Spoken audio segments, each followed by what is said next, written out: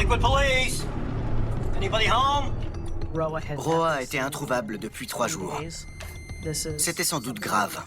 Quelque chose clochait. Sa disparition nous inquiétait. Ce n'était pas dans ses habitudes.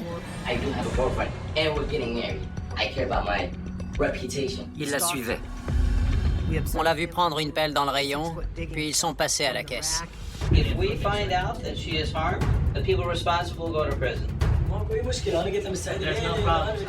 C'est un individu égoïste, manipulateur, et son ego était tel qu'il n'a pas pu supporter qu'elle ait tourné la page.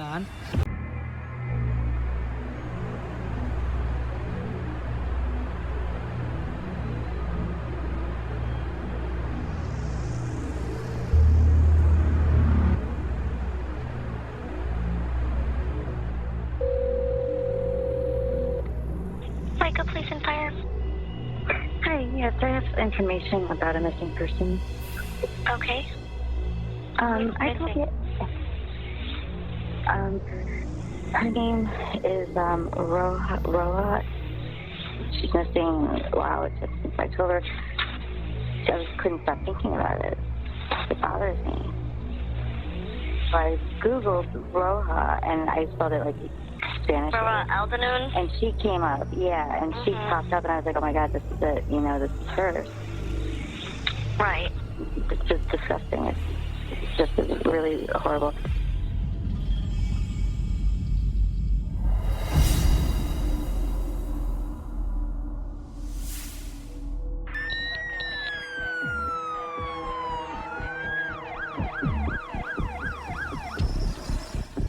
La police de Lakewood, dans l'Ohio, vient d'apprendre que Roa Aldanoon, 24 ans, a disparu de son appartement dans le nord-est de la ville.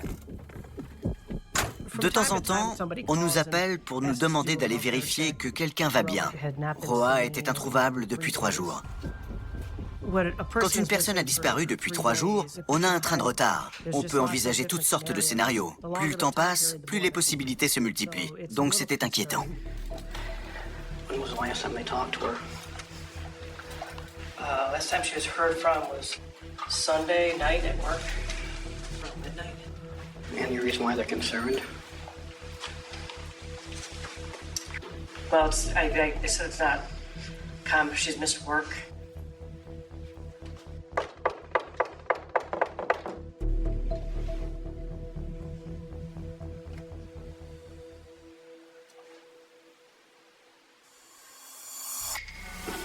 Does it smell like something sour, maybe? Yeah. I mean, I don't know. I mean, maybe. I'm not sure. On a senti une odeur aigre, comme si quelque chose commençait à pourrir. Quand on vient vérifier que quelqu'un va bien, c'est une odeur préoccupante. Du coup, on se disait que c'était sans doute plus grave qu'une simple visite de contrôle. C'était bizarre. Quelque chose clochait. On a appelé le gérant de l'immeuble. En attendant le gérant, on a commencé à frapper aux portes et on a parlé avec son voisin. Hello. Hi, how you doing, sir? Have you seen her from your neighbor? No, not today. When's the last time you saw her? I haven't seen her in a couple of days. A couple of days? How often do you usually see her? Maybe once or twice a week. But I do at least see the car. Is her car here? I haven't been in the garage. What kind of car do you have? Il nous a dit qu'il ne l'avait pas vue depuis quelques jours, ce qui ne semblait pas anormal.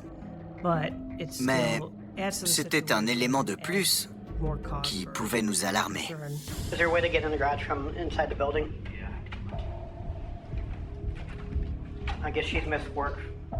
Hasn't been to work since Sunday. Are they usually loud or quiet, or? She's got the kids, right?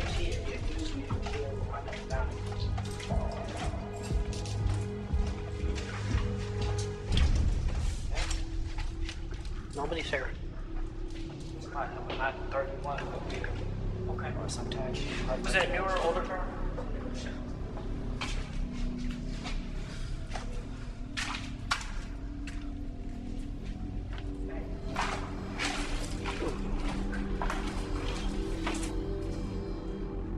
On a inspecté le garage et son véhicule n'était pas là.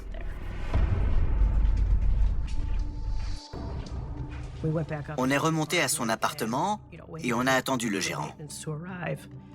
À ce moment-là, on a commencé à s'inquiéter pour Roa. Pourquoi elle n'est pas là? Pourquoi elle ne répond pas? Hello.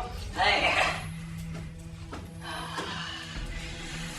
Appreciate this. No problem.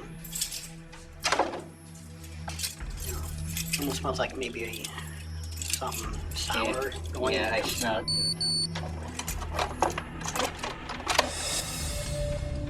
Liquid police! Anybody home? Liquid police! Just say Liquid police!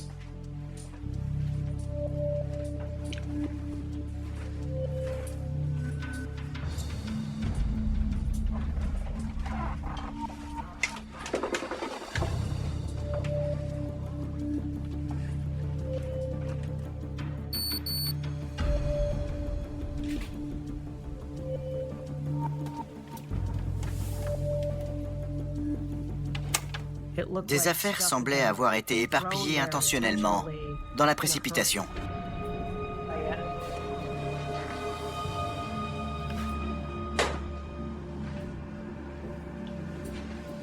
Apparemment, rien n'avait été emballé dans sa chambre, contrairement à la chambre de son fils,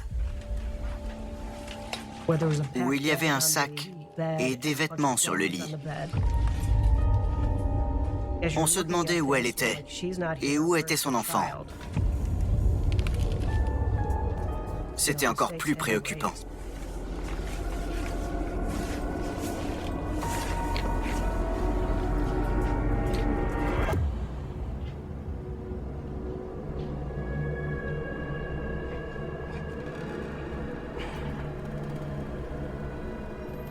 Il y avait une bouteille de lait sur la table, avec un verre à côté.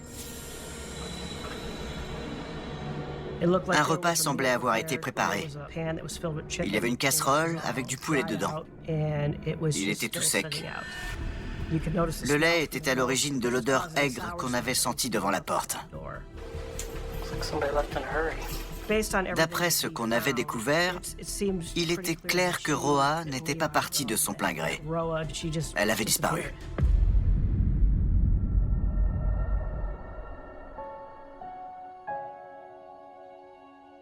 Roa était la générosité même.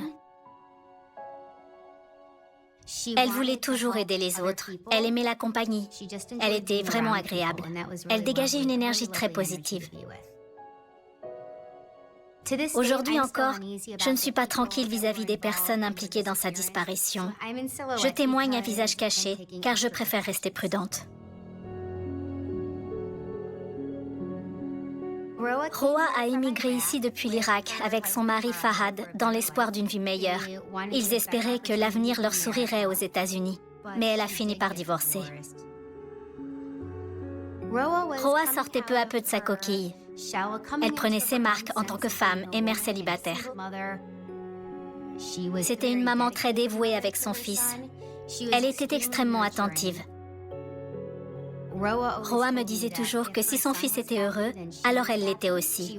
Elle aurait fait n'importe quoi pour lui. Roa ne serait jamais partie sans nous prévenir. Sa disparition nous inquiétait. Ce n'était pas dans ses habitudes.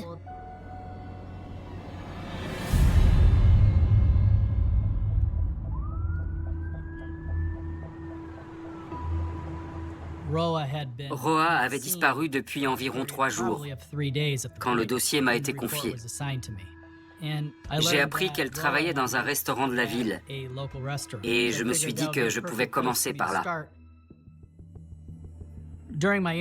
En interrogeant les collègues de Roa, J'ai appris qu'elle avait lié connaissance avec un certain Hamza Bilal. Ils étaient amis depuis 4 ou 5 mois. Et j'ai pensé qu'il fallait que je le contacte au plus vite.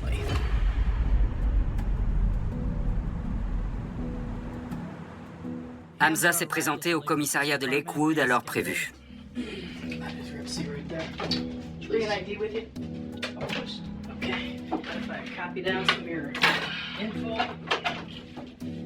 Je l'ai fait asseoir dans l'une de nos salles d'interrogatoire.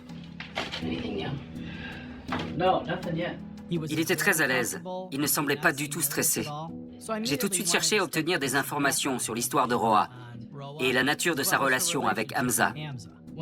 Je lui ai demandé comment ils s'étaient rencontrés. So I know a friend of mine who owns a restaurant, and she works over there. Il m'a dit qu'il avait rencontré Roa et qu'ils étaient devenus amis. Ils se voyaient et ils discutaient. Je l'ai écouté et rien de ce qu'il a dit m'a paru inhabituel. And we kind of became friends, and she's married and everything. Mais d'après ce que m'a dit Hamza, Roa était très inquiète au sujet de son ex-mari, Fahad. When the first time we met, she was talking about times he comes in, because he's like, I have a lot of friends that comes in, like family friends, and sometimes he comes in, he just creeps and stuff like that. Je lui ai demandé « Quand avez-vous vu ou parlé avec Roa pour la dernière fois ?» Et j'ai été surpris quand il m'a répondu « Dimanche 16 octobre », c'est-à-dire le jour même où elle a été signalée disparue. She FaceTimed me, on like 6, like 5:45, somewhere like that. She's like, what are you doing? Why don't you come over and stuff like that. I was like, you know what, yeah, I was thinking about that too. I'll come over, smoke some hookah, and then I leave to soccer. Okay. She said, okay. And then I went. So then at 6:45, 6:35, I told her that I have to leave. And I was gonna leave, and then she wanted to check from that little thing by the door if he's there, because sometimes, he gets sick, and he was there. What do you mean she checked? What did she check? Like, like there's a door and there's a little eye thing? Yeah. Okay. Because like I said, she's really afraid of him, Okay. Like, not afraid, but I would say, like, she doesn't want any problems with him, So then, and she was kind of all worried and stuff like that, And I was like, well, what do you mean to do? Like, if you want, I can leave. I don't care. Right. So she looks at the people and... Like from the, that he's in the hallway? Yeah. He was in the hallway. She could see? Yeah. Okay. Yeah, he was there. Well, what exactly did she say to you? Okay, she was like, he was like, I don't care, you can wait, and you can come in. But he said that, like, because, it's like, like I told you, like, the urban community, especially the Arab community, people talks about each other. Blah, blah, blah, blah, blah, blah, blah, blah, blah, all mumbling.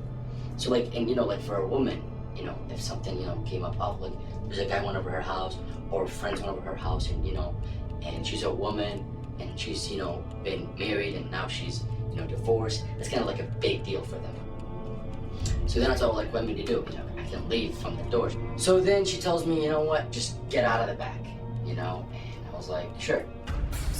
Hamza m'a expliqué tout ce que Roa lui avait raconté au sujet de son ex-mari, Fahad Saïd. Et elle lui avait notamment dit qu'il la suivait. Fahad Saïd est donc devenu mon principal suspect. Et quand on s'est penché sur son passé, on a découvert des choses très troublantes.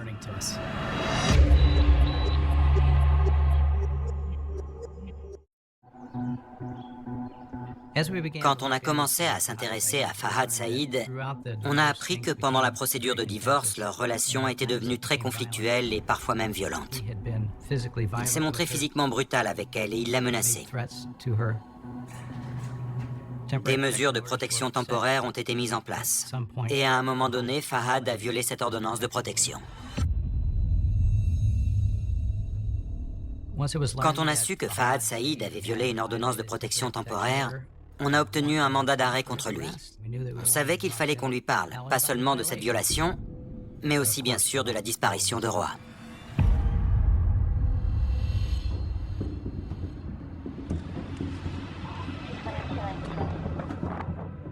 On s'est présenté au bureau de Fahad. Hi, detectives from Lakewood and Avon Lake. On a rencontré un responsable et on lui a dit qu'on devait s'entretenir avec Fahad. Is there someone in your human resources department we can speak to? We need to talk to you. Okay, which employee? We are looking for Fahad Mohammed Said. Come in, I'll have somebody pull him off the floor. On a été escortés jusqu'à une arrière-salle où Fahad travaillait.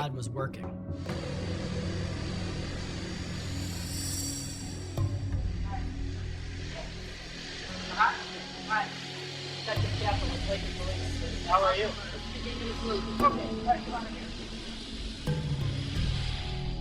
J'ai compris qu'on allait avoir du mal à communiquer, car il ne parlait pas anglais.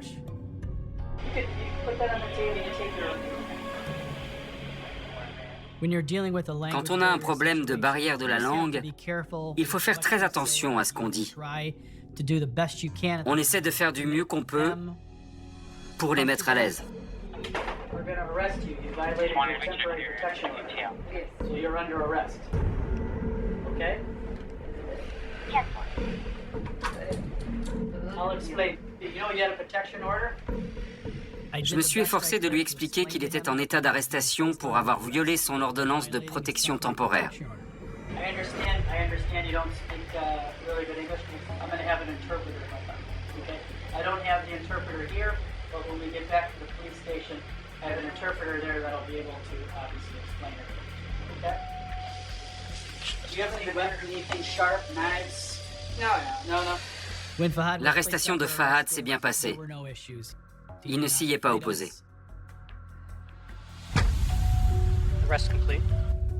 Je lui ai dit qu'on l'emmenait au commissariat de Lakewood et qu'une fois là-bas, on lui fournirait un interprète pour qu'on puisse communiquer.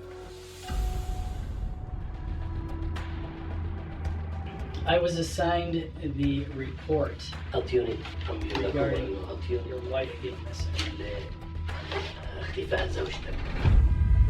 I have done quite a bit of follow-up regarding this report, and I have some questions for you. J'ai expliqué à Fahad pourquoi il avait été arrêté et que je m'occupais également d'un signalement concernant la disparition de Roa. Il semblait très détendu, disposé à nous parler. Rien dans son attitude, à ce moment-là, ne m'a paru anormal. Could you tell me the last time that you saw your ex-wife? شفتها يوم الأحد. Sunday, 11 at night. Do you know what day in particular? 11 كان يوم الاثنين يوم السبت يوم 16. 16th. And where did you see her at? When شفتها? جتني على البيت. She came to my house. Why did she come to your house? اجت عندي خلتها. She dropped off. Did she tell you where she was going? Going Canada. رايحة لميشيغان. She was going to Michigan to Detroit. حفلة كانت. Function, like a party. قالت لي ثاني يوم أنا جاية. And she said that she would be right back the following day. Il nous a dit que le lendemain, il était inquiet qu'elle ne soit pas revenue chercher leur fils et qu'il avait tenté de la joindre en lui envoyant des textos pour savoir où elle était. Il a aussi essayé de l'appeler, mais elle ne répondait pas. Il savait qu'il violait l'ordonnance de protection temporaire délivrée par notre tribunal. Il n'avait pas le droit de prendre leur fils. Cela ne nous paraissait pas logique. I'll show you where to go. And he's with him? Et on n'avait recueilli aucun nouvel élément nous permettant de retrouver Roa. This is a copy of the Bureau Rules and Regulations. I'm being provided a copy of it. I need a signature and his initials acknowledging he's receiving a copy of this.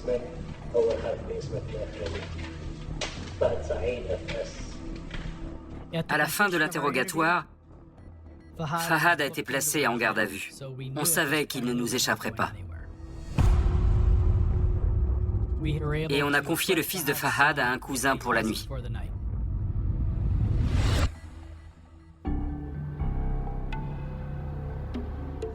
À ce stade de l'enquête, Fahad était derrière les barreaux. Et on n'avait pas encore écarté Hamza de la liste des suspects. J'ai décidé de retourner dans l'appartement de Roa pour voir si on n'était pas passé à côté de quelque chose d'important.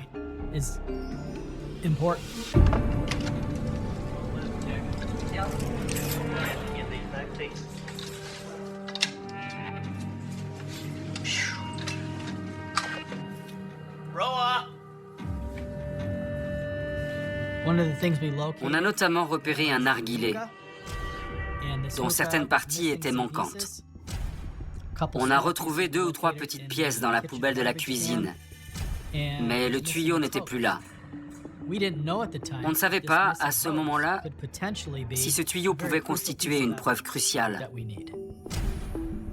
Quand on avait interrogé Hamza, il nous avait dit que Roa et lui avaient fumé le narguilé chez elle.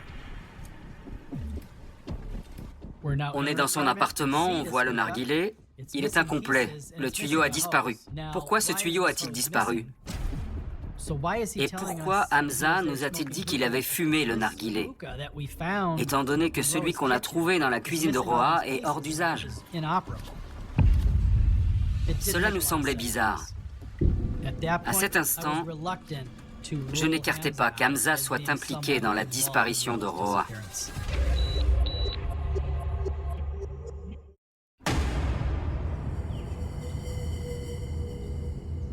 Les enquêteurs convoquent Hamza au commissariat pour un nouvel interrogatoire. So, You say that you went there to smoke hookah. yeah. Did you bring a hookah? She has her own hookah. Okay, and describe it to me. It's a 2-piece. Like a bowl, and then it goes a metal piece, and then it goes the head. And then it goes a hose. So, the hose. Yeah. We've been to her apartment. I found the hookah, but I didn't find the hose. You know, and I didn't find the mouthpiece. So I'm just trying to figure this out. On s'intéressait de près à ce narguilé. Et je n'étais pas convaincu par certaines des réponses qu'il me donnait. For somebody who's 22 to say, I went to the house to chill, smoke hookah, that to me means you're probably over there Banging. for a relationship. No, there's no relationship, zero, Okay. between me and her. I guarantee you on everything. There is absolutely zero. And, you know, I do have a girlfriend, and we're getting married. Okay. So, let me ask you this. Go ahead. Is the concern that word of you being there would get out to your girlfriend? I mean, I don't care as long as you guys find her. But at the same time, I care about my reputation. Il m'a semblé qu'il était surtout inquiet pour sa réputation, étant donné qu'il avait été convoqué et interrogé par la police concernant la disparition de Roa. Je me suis dit que pour pouvoir prendre une autre direction dans mon enquête, il fallait que je soumette Hamza au détecteur de mensonges. Je voulais savoir s'il disait la vérité.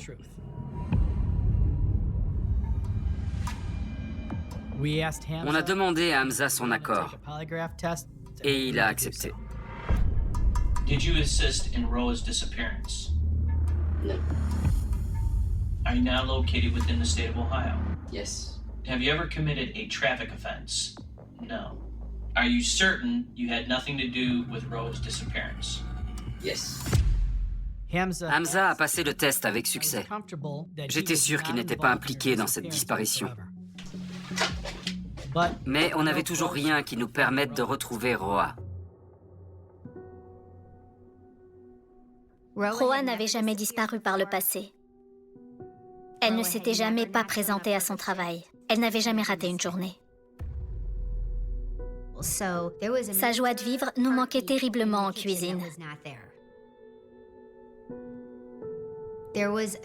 Au travail, son absence a créé un grand vide. C'était comme si j'avais perdu un membre de ma famille. Elle faisait partie de ma famille. Tout le monde au travail était très inquiet. On était sous le choc qu'une personne à laquelle on était très attaché et qu'on voyait régulièrement disparaisse. Et on avait très peur.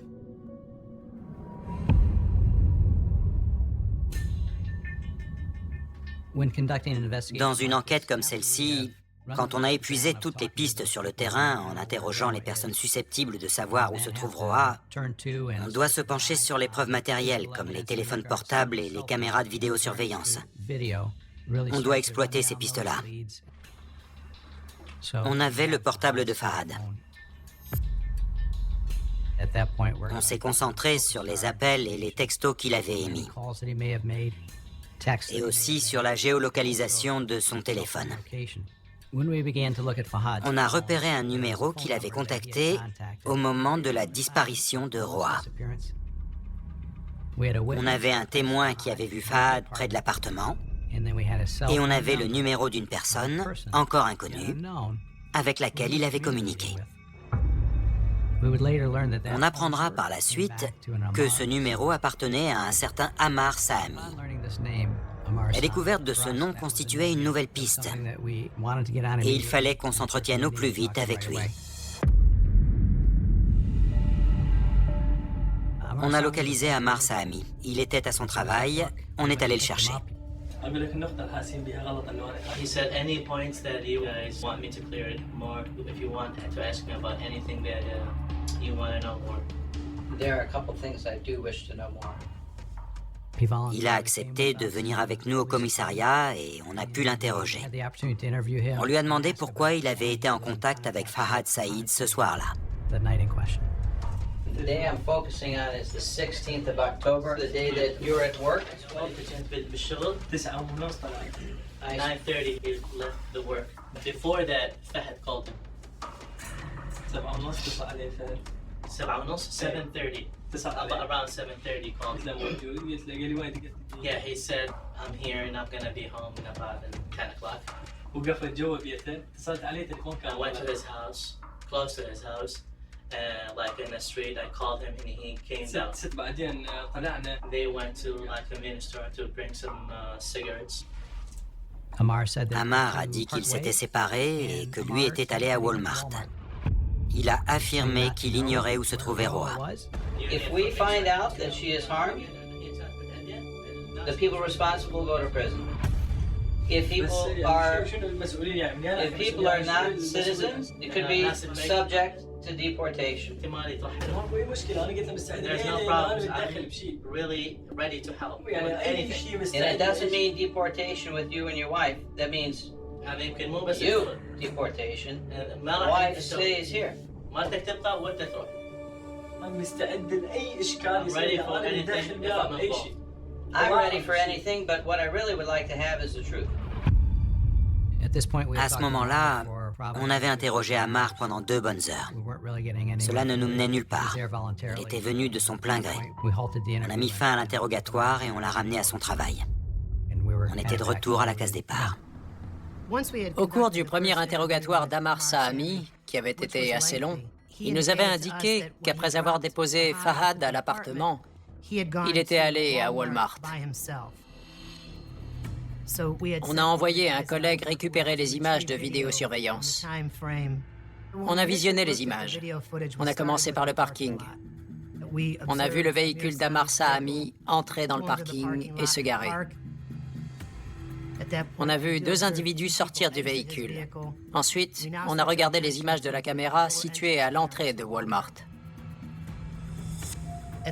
Là, on a vu Ammar Sahami et Fahad entrer dans le magasin.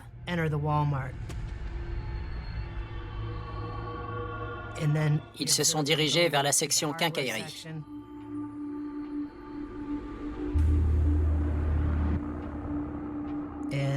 À ce moment-là, on a vu Fahad prendre une pelle dans le rayon, puis lui et Ammar Sahami sont passés à la caisse. Cela prouvait qu'Ammar n'avait pas été sincère avec nous, qu'il nous avait menti. Il savait certainement quelque chose. On l'a fait revenir dans l'espoir qu'il passe aux aveux.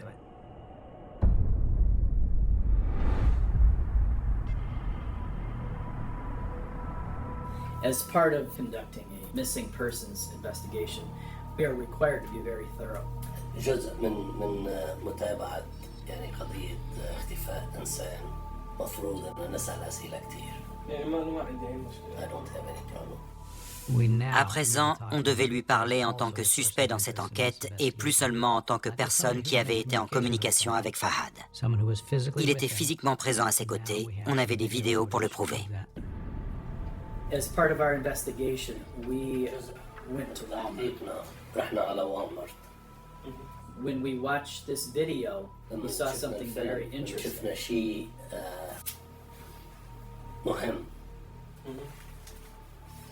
What do you think we saw?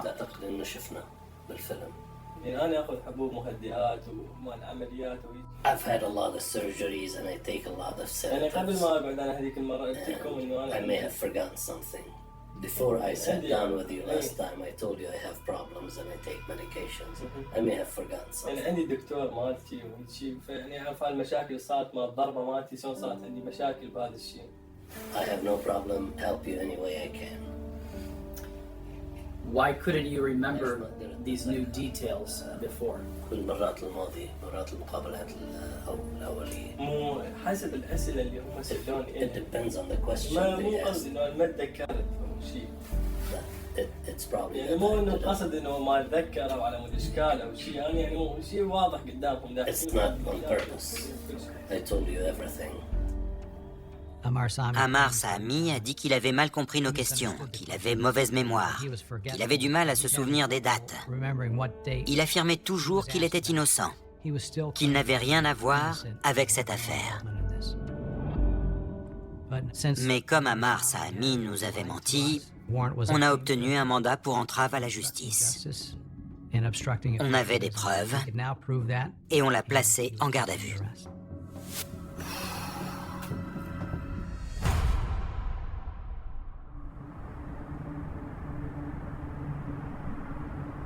Deux mois plus tard, Fahad plaide coupable pour la violation de l'ordonnance de protection temporaire et il est condamné à 6 mois d'emprisonnement.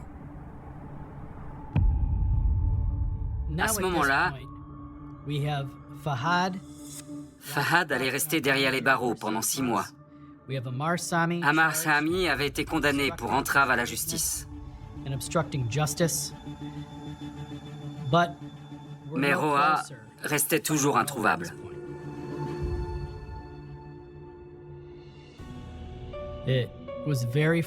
C'était très frustrant, car on tenait beaucoup à retrouver Roa et à résoudre cette enquête. C'était très difficile pour chacun d'entre nous.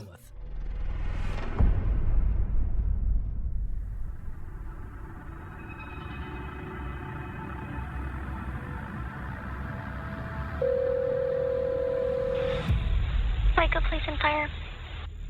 Hi, yes, I have information about a missing person. Okay. Her name is Roa. It's Roaa. Right. Oh, I don't know how to say her last name. But I know who you're talking about, though.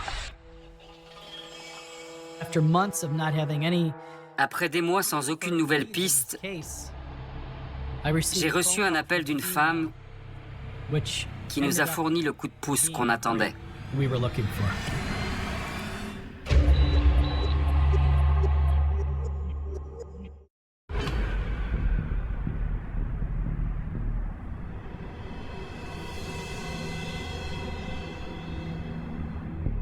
On Friday after work, my boyfriend called me and said he didn't tell me what was said. And like his wife is missing. What's that about? And he's like, I don't know. And I was like, well, that's weird. He's like, yeah. So then when he told me on Friday, because he's like, I'm getting a little nervous, this guy's getting paranoid or something like that. And I was like, okay. So I don't know, but I just wanted to tell you guys, whatever information you need to know. Elle m'a dit que son petit ami était dans la même prison que Fahad. Son petit ami parlait arabe, donc il pouvait communiquer avec Fahad en prison.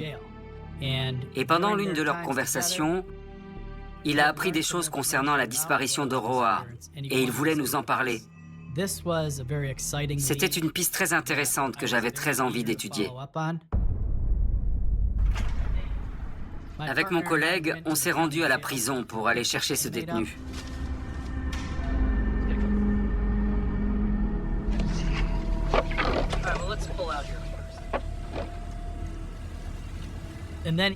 Il m'a dit qu'il avait une carte dessinée par Fahad.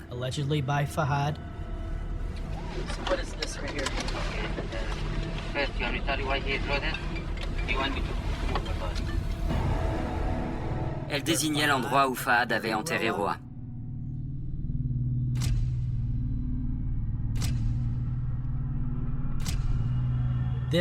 Cette information était capitale, mais on préférait garder la tête froide.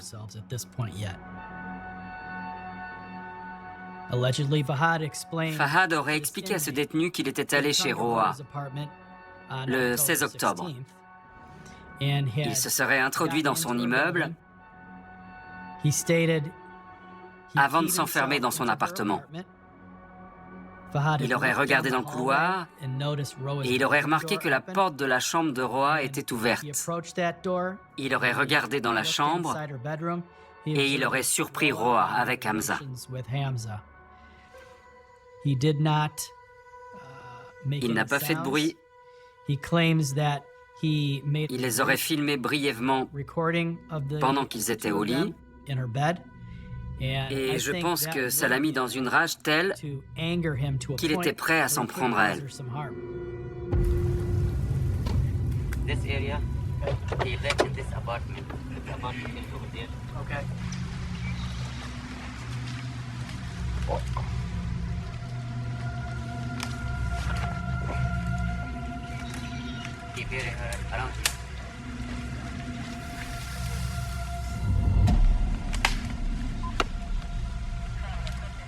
On a passé plusieurs heures à examiner les lieux. Le responsable de l'équipe d'intervention du FBI a décidé de prendre une pelle.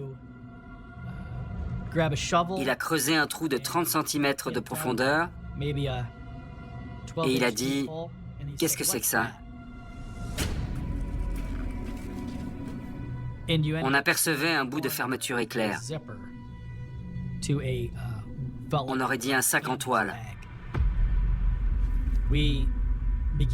On a continué à creuser et on a commencé à sentir une odeur de décomposition. On savait qu'on était au bon endroit. On savait qu'on l'avait certainement trouvé. C'était un soulagement. Et on avait encore du pain sur la planche.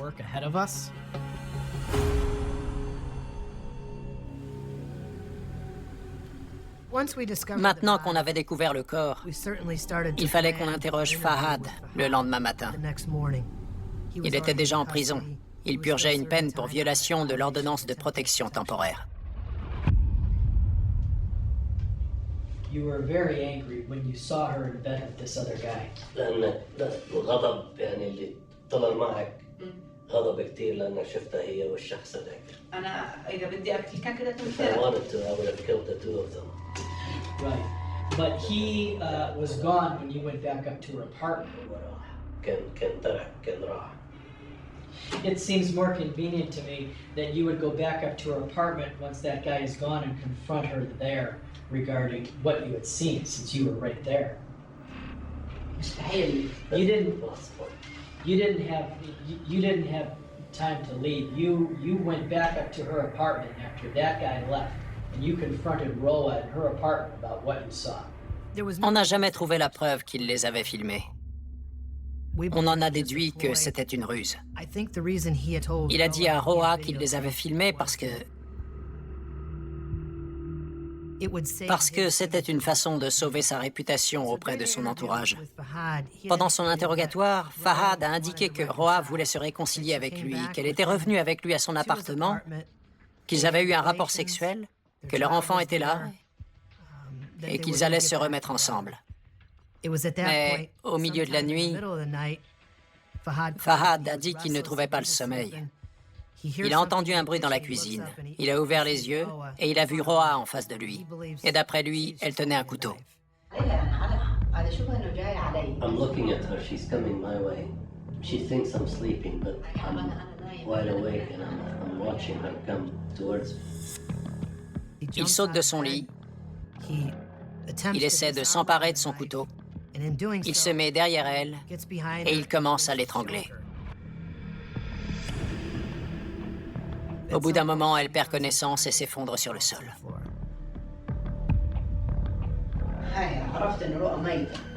I know that she's dead.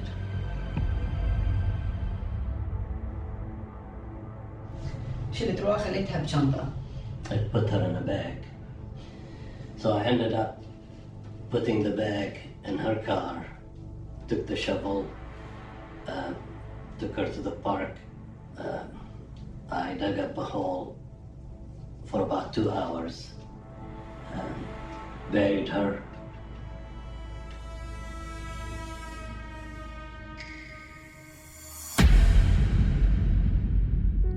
Après les aveux de Fahad, en mon fort intérieur, j'étais très satisfait qu'il ait accepté de nous parler et d'avouer qu'il était à l'origine du décès de Roa. Je crois aussi qu'il avait eu 7 mois pour y réfléchir et pour trouver une explication à son geste. Dans son esprit, si la police l'a retrouvé au cours de ces 7 mois et qu'il était accusé du meurtre de son ex-femme, il fallait qu'il ait échafaudé une histoire. Le 18 janvier 2018, Fahad plaide coupable aux accusations d'homicide involontaire, d'enlèvement et de cambriolage.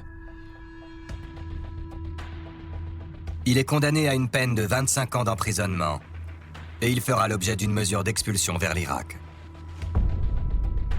Pour sa part, Ammar Sahami est condamné à 18 mois de détention pour entrave à la justice.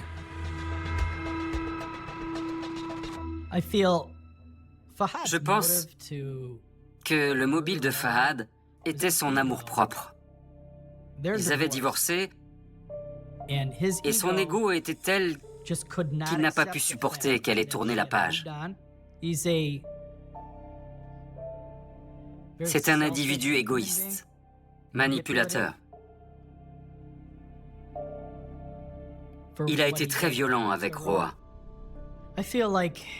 Et j'ai le sentiment d'avoir obtenu justice pour elle, pour sa famille.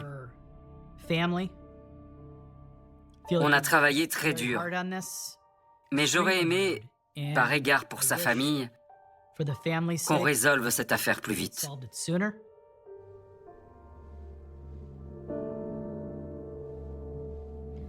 Roa était une personne aimante, authentique et attentive, qui se donnait sans compter aux autres. J'ai beaucoup de chance de l'avoir eue comme amie, même si cela n'a pas duré longtemps. Je voudrais lui dire, Roa, je t'aime de tout mon cœur. Le 26 avril 1998, à Guatemala City. La nuit n'avait rien d'extraordinaire en apparence. Les Russes connaissaient cette fatigue nerveuse des capitales qui ont appris à vivre avec la peur. Et derrière les murs des maisons, chacun s'efforçait encore de croire que la paix signée de ans plus tôt avait vraiment changé quelque chose. Puis, en quelques minutes, Tauta bascule, Juan Gerardi.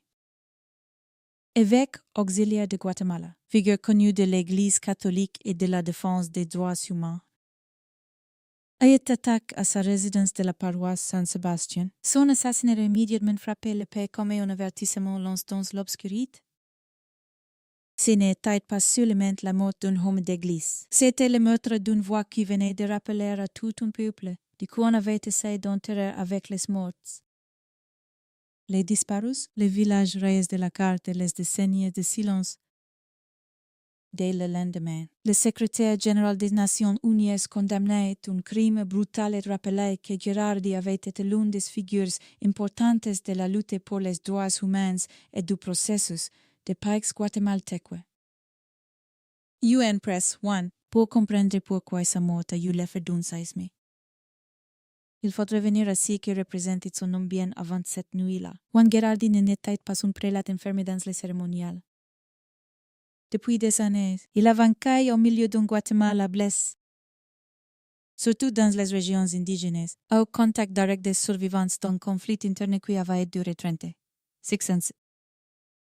L'ampleur de cette guerre dépasse presque l'imagination. La Commission pour l'éclaircissement historique, soutenue par l'ONU, parlera ensuite d'environ 200,000 morts ou disparus et attribuera 93% des violations aux forces de l'État et à leurs alliés paramilitaires, avant même s'y constate officiel.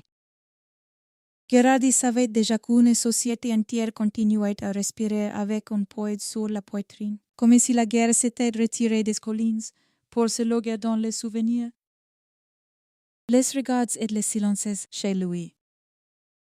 La foi n'était pas séparée du réel, elle est passée par les villages mayas. Les témoignages, la dignité des gens que l'histoire officielle avait trop longtemps traités comme des ombres. Istiges, org 2. Il faut aussi se rappeler les moments historiques. Les accords de paix de 1996 avaient donné au Guatemala une image de sortie de guerre, presque une promesse de recommencement. Mais cette promesse reposait sur un sol instable.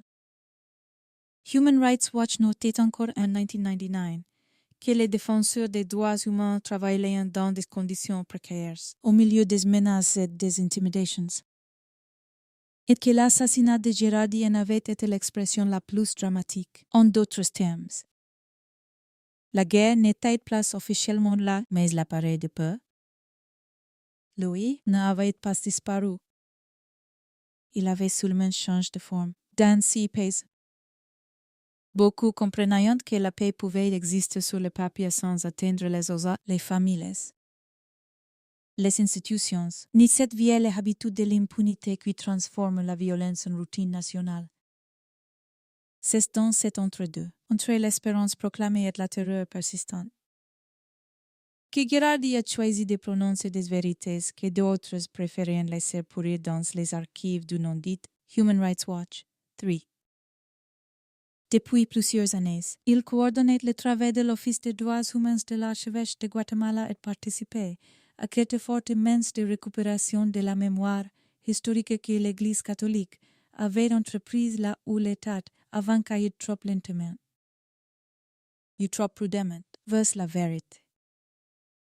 Le projet portait un nom simple et immense, REMHI, pour récupération de la mémoire historique. Derrière cet acronyme se trouvait une tâche presque insoutenable.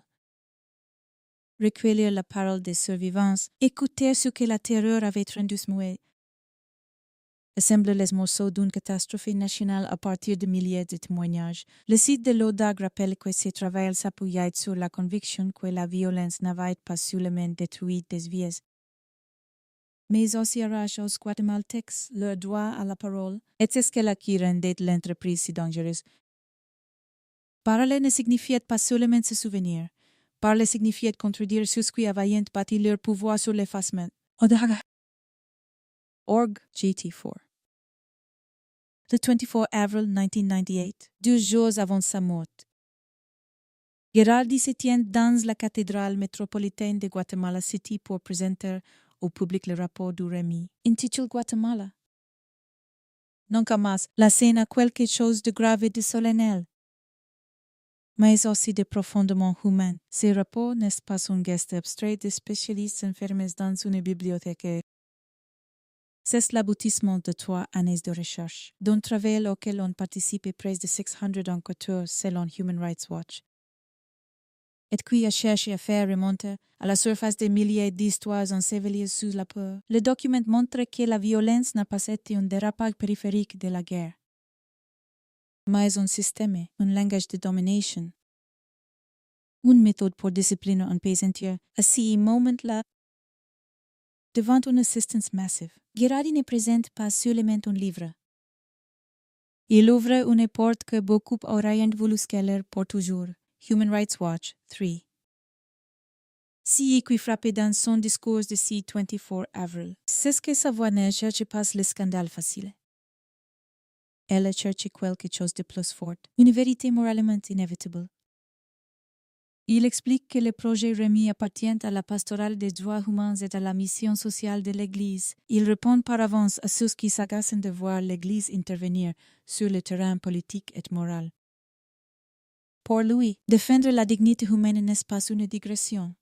C'est le cœur même de la mission chrétienne. Il dit que ce travail est à la fois une dénonciation douloureuse et une annonce, une alternative pour trouver de nouveaux chemins de coexistence humaine.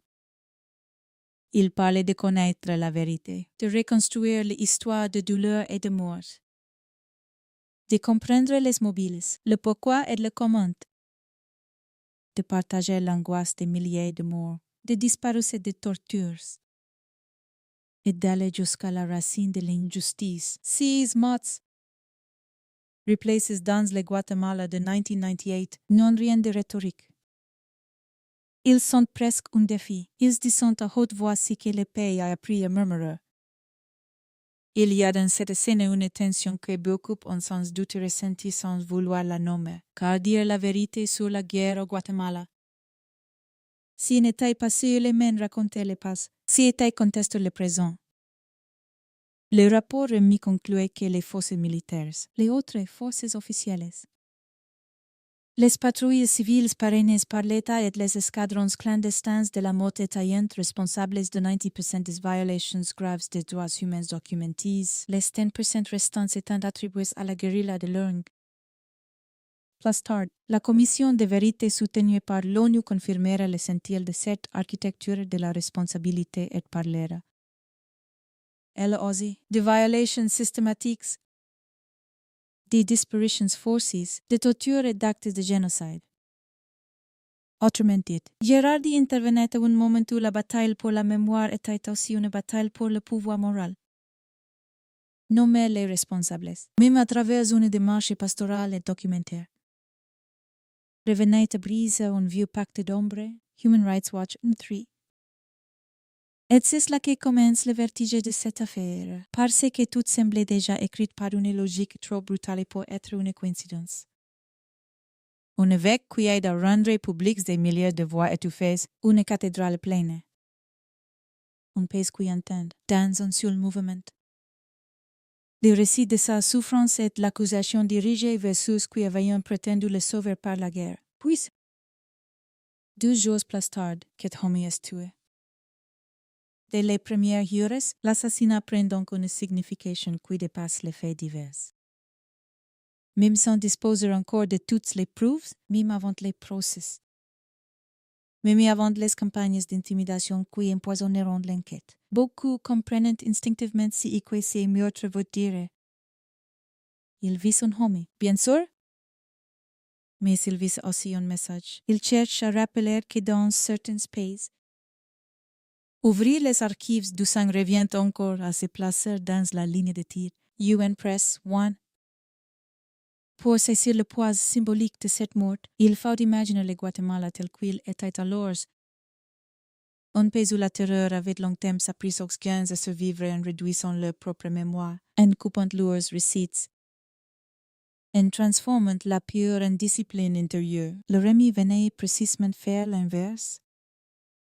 Le site de l'ODAG insiste sur 6 points. Chaque histoire recueillie est un parcours de souffrance, mais aussi un désir de vivre, un appel implicite lance à celui qui écoutait. Comme pour lui dire croyez-moi, cette phrase invisible, presque enfouie dans chaque témoignage, est au cœur de l'affaire Girardi.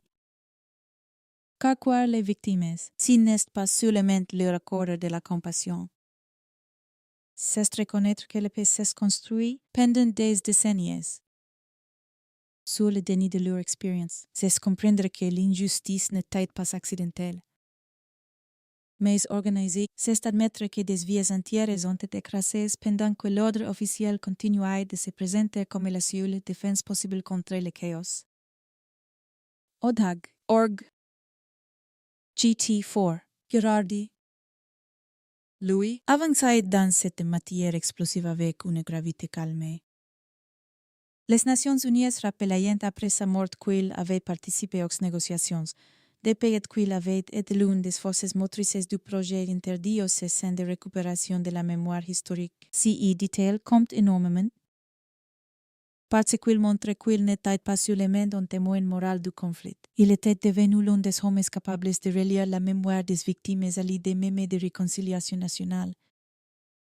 Et c'est précisément ce lien qui pouvait déranger le plus. Une réconciliation authentique ne consiste pas à tourner la page trop vite, ni à demander aux survivants de pardonner avant d'être entendus. Elle suppose d'abord que la vérité soit rendue visible. C'est cette vérité qui transforme la paix d'un slogan diplomatique en épreuve réelle pour une société. Ainsi y sens. Gerardi ne menaçait pas le Guatemala par la division, il le menaçait par la clarté. UN Press 1, le 24 avril, lorsqu'il parlait dans la cathédrale. Elle sait probablement qu'il s'avance sur un terrain mine, même si rien ne permet d'affirmer qu'il prévoit ce qui va suivre. Mais il y a dans son discours une conscience très nette du prix moral de cette démarche. Il ne réduit pas la mémoire à un inventaire macabre. Il la présente comme une condition de la reconstruction sociale, comme un instrument pour récupérer une identité collective fracassée par la violence. Dans un pays où tant de familles avaient été forcées de se taire, où tant de villages indigènes avaient appris à vivre avec l'absence, la mémoire n'était pas un luxe intellectuel, elle était une forme de retour à la condition humaine. Voilà pourquoi ce moment du 24 avril doit être raconté comme l'une des instances décisives de l'histoire guatémaltèque contemporaine, non parce qu'un rapport a été présent, mais parce qu'un pays a été placé, même brièvement, devant son propre miroir, si miroir, évidemment, ne renvoyait pas seulement l'image des victimes. Il renvoyait aussi celle des institutions, des hiérarchies, des complicités, des héritages militaires, des arrangements tacites et des fidélités obscures qui avaient survécu à la signature de la paix. C'est pour cela que l'assassinat de Gerardi ne peut pas être raconté comme un simple épisode criminel. Dès l'origine, il porte la marque du politique. Non pas parce qu'un slogan aurait été retrouvé sur les murs, mais parce que le contexte lui-même écrit. Un homme engage dans un travail de vérité sur les crimes du passé 48 heures après avoir rendu ce travail public. La brutalité du geste. Le moment choisi, la charge symbolique de la victime. Tout cela compose une scène qui ressemble moins à une explosion irrationnelle qu'à un acte destiné à produire un effet. Réinstaller la peur là où la parole venait de se lever. Human Rights Watch 3. Et pourtant, la force tragique de cette histoire vient aussi d'un paradoxe plus profond. Gerardi n'était pas un homme de vengeance. Dans les documents officiels, dans son discours, dans les réactions internationales après sa mort, revient toujours cette idée de vérité liée à la justice et à la réconciliation. Il ne cherchait pas à jeter le pays dans une nouvelle guerre des mémoires. Il cherchait à empêcher qu'un peuple continue de vivre amputé de lui-même. C'est précisément ce qui rend son assassinat si troublant. On n'a pas réduit au silence une agitature armée, mais un homicide religieux, porté par une vision morale de la société, qui croyait encore possible de faire de la mémoire un chemin vers une coexistence humaine. Quand un tel homme est tué, s'il n'y est pas seulement son corps qu'on attaque, c'est l'idée qu'un pays puisse se regarder en face sans s'effondrer. UN Press 1, ainsi commence l'affaire Gerardi. Non dans les tribunaux, non dans les versions contradictoires qui suivront, non même dans la chasse aux coupables, mais dans cette collision insoutenable entre la vérité rendue publique et la violence qui vient aussitôt lui répondre. D'un côté, une cathédrale. Des dossiers, des témoignages. Un évêque qui parlait de dignité, d'injustice et d'espérance. De l'autre, une nuit d'avril où l'on croit comprendre que certains crimes de la guerre ne voulont pas rester au passé. Parce que les héritiers vivant encore dans le présent, au Guatemala. En 1998, la paix n'avait pas suffi à désarmer la peur. Et lorsque Juan Gerardi a aidé les morts à retrouver une voix, quelqu'un a voulu montrer qu'il existait encore. Dans l'ombre, une puissance capable de répondre à la mémoire par le meurtre. C'est ainsi face-à-face, presque biblique par sa violence et par sa portée morale. Qu'est-ce véritablement cette histoire? Human Rights Watch 3. Après la stupeur initiale, il faut ralentir le regard et revenir en arrière. Parce que l'assassinat de Juan Gerardi n'est pas une histoire qui commence avec un corps retrouvé dans une cour paroissiale, il commence bien avant. Dans un pays qui avait signé la paix sans réussir à désarmer la peur, dans une société où l'on parlait de réconciliation alors que l'impunité restait presque une atmosphère. Quelque chose d'aussi présent et invisible que la poussière sur les murs en 1998. Près de 2 ans après l'accord final entre le gouvernement d'Alvaro Arzu et l'URN, les espoirs d'un changement profond étaient déjà assombris par la faiblesse des institutions. Par le maintien de réflexes militaires dans la sécurité intérieure et par un climat où les défenseurs des droits humains continuaient à travailler sous pression. Human Rights Watch notait cette année que la résolution du meurtre de Gerardi allait devenir un test décisif pour mesurer la volonté réelle de l'État de combattre l'impunité. Et que les résultats paraissaient déjà profondément décourageants. Human Rights Watch 1. Il faut imaginer si Guatemala de l'après-guerre non pas comme un pays à pays, mais comme un pays épuisé. Placé, tendu entre le désir d'avancer et la crainte de regarder derrière lui. La guerre civile avait officiellement pris fin, mais elle avait laissé autre chose qu'un bilan humain terrifiant. Elle avait laissé une manière de vivre dans le soupçon, de baisser la voix, de détourner le regard quand certaines questions approchaient de trop près des responsabilités de l'armée, des services de renseignement, des patrouilles civiles et des réseaux clandestins qui avaient prospéré dans l'ombre du conflit, même la présence de la mission des Nations Unies au Guatemala. La minugua ne suffisait pas à rassurer complètement. Son rapport de juin 1998 relevait une augmentation des menaces et d'intimidations contre les personnes et entités travaillant à la protection des droits humains. Et Human Rights Watch décrivait les conditions d'action de ces militants comme toujours précaires. Dans un tel climat, chaque geste de vérité prenait aussitôt la forme d'un risque. Human Rights Watch 2, c'est dans cet espace fragile que se tenait Gerardi. Il n'était pas seulement évêque auxiliaire de Guatemala, il était devenu, au fil des années, l'un des visages les plus reconnaissables d'une église qui refusait de se contenter du langage abstrait de la consolation. Dans son discours du 24 avril 1998, il insistait sur le fait que le projet Rémi appartenait à la pastorale des droits humains et à la mission sociale de l'Église, qu'il s'agissait d'un service à l'homme et à la société, et que l'Église ne pouvait pas détourner les yeux devant les réalités éthiques, morales et politiques qui déchiraient le pays. Ce n'était pas un détour par la politique qui était, selon lui, une fidélité directe à la dignité humaine. Il parlait avec cette gravité particulière des hommes qui savent que certains mots ne sont pas seulement des mots, mais des pierres jetées dans une eau stagnante, des choses capables de révéler si que beaucoup avaient un intérêt à maintenir au fond. Odhag.org GT3 si qui rendait son action si dérangeante. Ces quelles ne reposaient pas sur une posture spectaculaire, elles s'enracinaient au contraire dans une patience presque pastorale. Le projet interdiocésain de récupération de la mémoire historique, le REMHI, avait mobilisé pendant 3 ans des centaines d'enquêteurs. Human Rights Watch parlait de près de 600 chercheurs, et le Centre de la mémoire Monseigneur Juan Gerardi rappelle qu'il conserve aujourd'hui encore plus de 5000 témoignages recueillis dans le cadre de ses travaux. 6 chiffres, à lui seul, donnent une idée de l'ampleur de la tâche. Derrière chaque témoignage, il y avait un survivant, un parent, un voisin, un témoin indirect.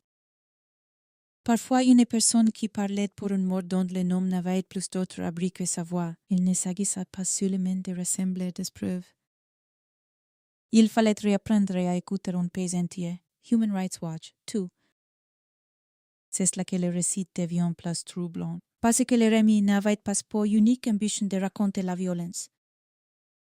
Il voulait lui retirer le privilège du flou. Le rapport présente le 24 avril 1998. Guatemala, nunca más. Était une œuvre en 4 volumes qui documentait les violations massives commises pendant 36 années de guerre civile, d'après Human Rights Watch.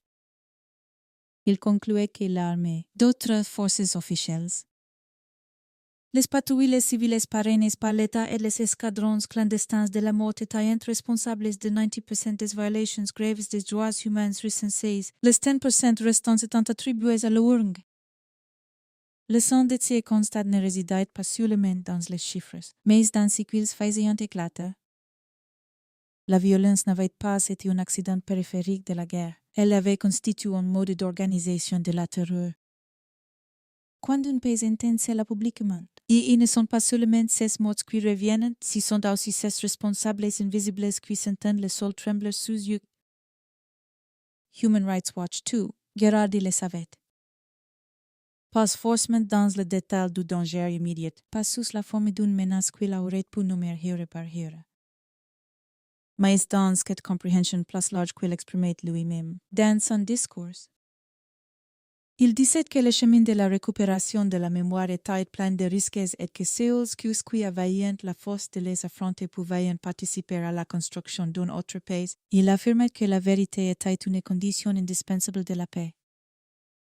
Qu'on ne pouvait ni cacher la réalité, ni déformer l'histoire, ni réduire au silence ce qui s'était passé. Ces phrases, louées aujourd'hui, semblent presque chargées d'un pressentiment douloureux. Elles ne sonnent pas comme une bravade. Elles sonnent comme la vue lucide d'un homme qui sait qu'on nomme le mal. On s'expose à sa riposte. Odhak. Org GT3. Mais pour comprendre pourquoi ces morts avaient un tel poids, il faut aussi regarder le Guatemala depuis les marches. Depuis les zones rurales, depuis les communautés indigènes et les familles fracassées par la guerre. Le Centre de la mémoire Monseigneur Juan Gerardi rappelle que ces archives ne conservent pas seulement des documents administratifs sur des synthèses analytiques, mais les matériaux mêmes qui ont permis la rédaction du rapport. Témoignages oraux, archives sonores, photographies, documents de suivi sur les disparitions forcées, et dossiers liés aux recommandations de la Commission pour l'éclaircissement historique après les accords de paix, cette masse documentaire a une signification presque physique. Elle dit que la violence n'a pas touché quelques cas isolés, mais qu'elle a pénétré des milliers de vies, qu'elle a été tracée partout et qu'aucune réconciliation digne de ce nom ne pouvait reposer sur l'amnésie. Odhag, org, GT4. Or, c'est précisément là que se jouait l'attention centrale du pays. La paix supposait de reconstruire l'État, de réformer la justice, de limiter le rôle de l'armée dans la sécurité intérieure, de faire naître une police civile crédible. Pourtant, Human Rights Watch observait encore en 1998 que le décret autorisant l'implication militaire dans le maintien de la sécurité interne restait en vigueur et contredisait l'esprit des accords de paix. Tandis que les patrouilles mixtes police armées ne réduisaient pas la criminalité et pouvaient elles-mêmes devenir des vecteurs d'abus. Cela signifie qu'au moment même où l'on parlait de transition démocratique, le vieux langage de la force continuait de circuler dans les institutions, dans un tel paysage. Le rapport remis ne venait pas seulement éclairer le passé, il exposait la continuité de certaines logiques de pouvoir. Human Rights Watch 1. Ainsi, à mesure que l'on s'approchait du 24 avril 1998, la scene changed de nature. On n'est plus devant une simple présentation de rapport, mais devant un acte de dévoilement. Dans la cathédrale métropolitaine, Gerardi parlait de vérité, de dignité, de justice, de réconciliation. Et derrière ces mots se trouvant les visages de ceux qui avaient été forcés de vivre dans le silence, il explique que le travail du Rémi visait à reconstruire l'histoire de la douleur et de la mort, à comprendre les causes, à partager l'angoisse des milliers de morts, des disparus et des tortures, à voir la racine de l'injustice et de l'absence de valeur. Il ne s'agit donc pas de produire une archive neutre. Il s'agit de rendre leur place aux victimes dans le récit national. Or, dans les sociétés marquées par la terreur d'État, redonner une place aux victimes revient presque toujours à retirer en masse aux structures que les ont écrasées. Otak. Org GT3. C'est pour cela que le moment durem hifut si lourd, même avant le meurtre. Les mots de Gherardi ne flottaient pas dans un ciel moral pur. Ils tombaient dans un pays où les défenseurs des droits humains étaient menacés, où la vérité restait dangereuse. Où la justice inspirait encore plus de confiance, le rapport n'arrivait pas dans une démocratie sereine prête à examiner calmement son passé. Il arrivait dans un Guatemala où l'équilibre entre la mémoire et l'oubli était encore constamment surveillé par des forces qui n'avaient pas renoncé à l'intimidation. C'est ce qui donnait à cette histoire sa puissance tragique. Avant même la nuit du 26 avril, quelque chose dans l'air en enquête contre le dévoilement ne passerait pas sans résistance. Human Rights Watch 2 est pourtant. Malgré ces dangers, la scène du 24 avril a aussi quelque chose de profondément lumineux. Il y a un homme égé, un évêque, qui refuse de traiter la mémoire comme une affaire de vengeance. Il parlait de réconciliation. Mais d'une réconciliation ancrée dans la justice. Il parlait de conversion. Non comme d'un mode pieux détaché du monde, mais comme d'une exigence pour toute la société. Il veut contribuer, dit-il, à la construction d'un pays différent. Cette phrase n'a rien d'abstrait. Elle concentre au contraire tout le drame guatémaltèque de l'époque, le besoin désespéré d'un recommencement. Et la certitude que ce recommencement ne pourrait jamais naître du mensonge, en ce sens. Gherardi n'incarnait pas seulement la mémoire, il incarnait la possibilité qu'une nation cesse enfin de confondre paix et oubli. Odak. Org GT3. C'est la justament que la peur devient presque palpable, car place Gherardi s'avance dans cette mission. Place the figure change to dimension. Il n'est plus seulement un homme d'église compétissant. Il devient le point de rencontre entre les morts, les survivants. L'idée de vérité et l'idée de paix. Le secrétaire général des Nations Unies rappellera après son assassinat qu'il avait été une figure majeure des droits humains et du processus de paix guatémaltèque.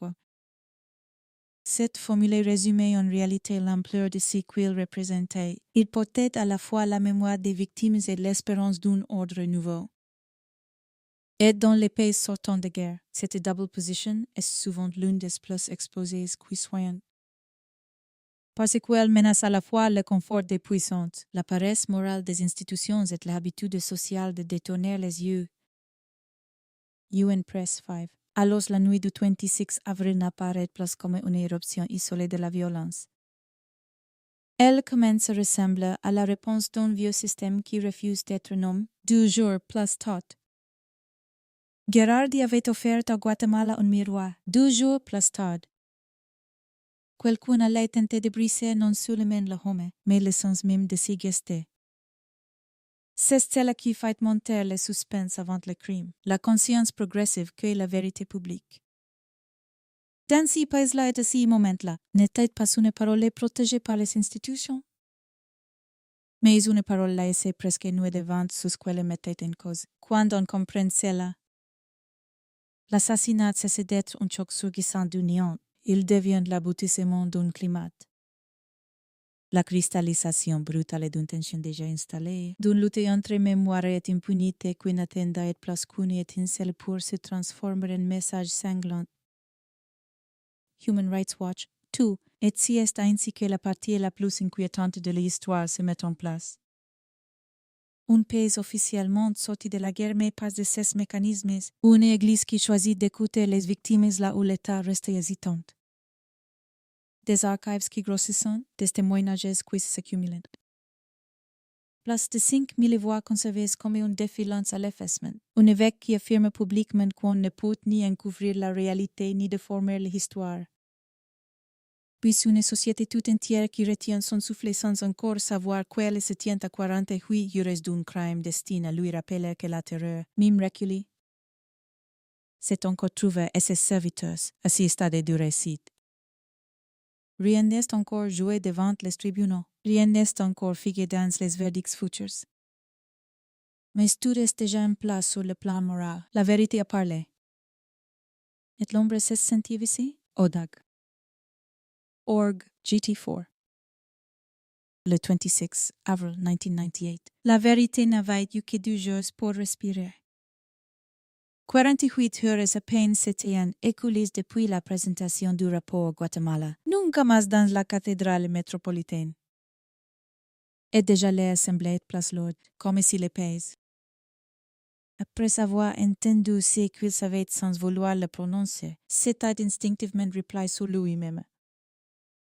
Le dimanche avait glissé vers la nuit avec cette apparence trompeuse de normalité qui précède parfois les drames les plus chargés de sang. Juan Gerardi, 75 ans, ne vivait pas comme une figure inaccessible.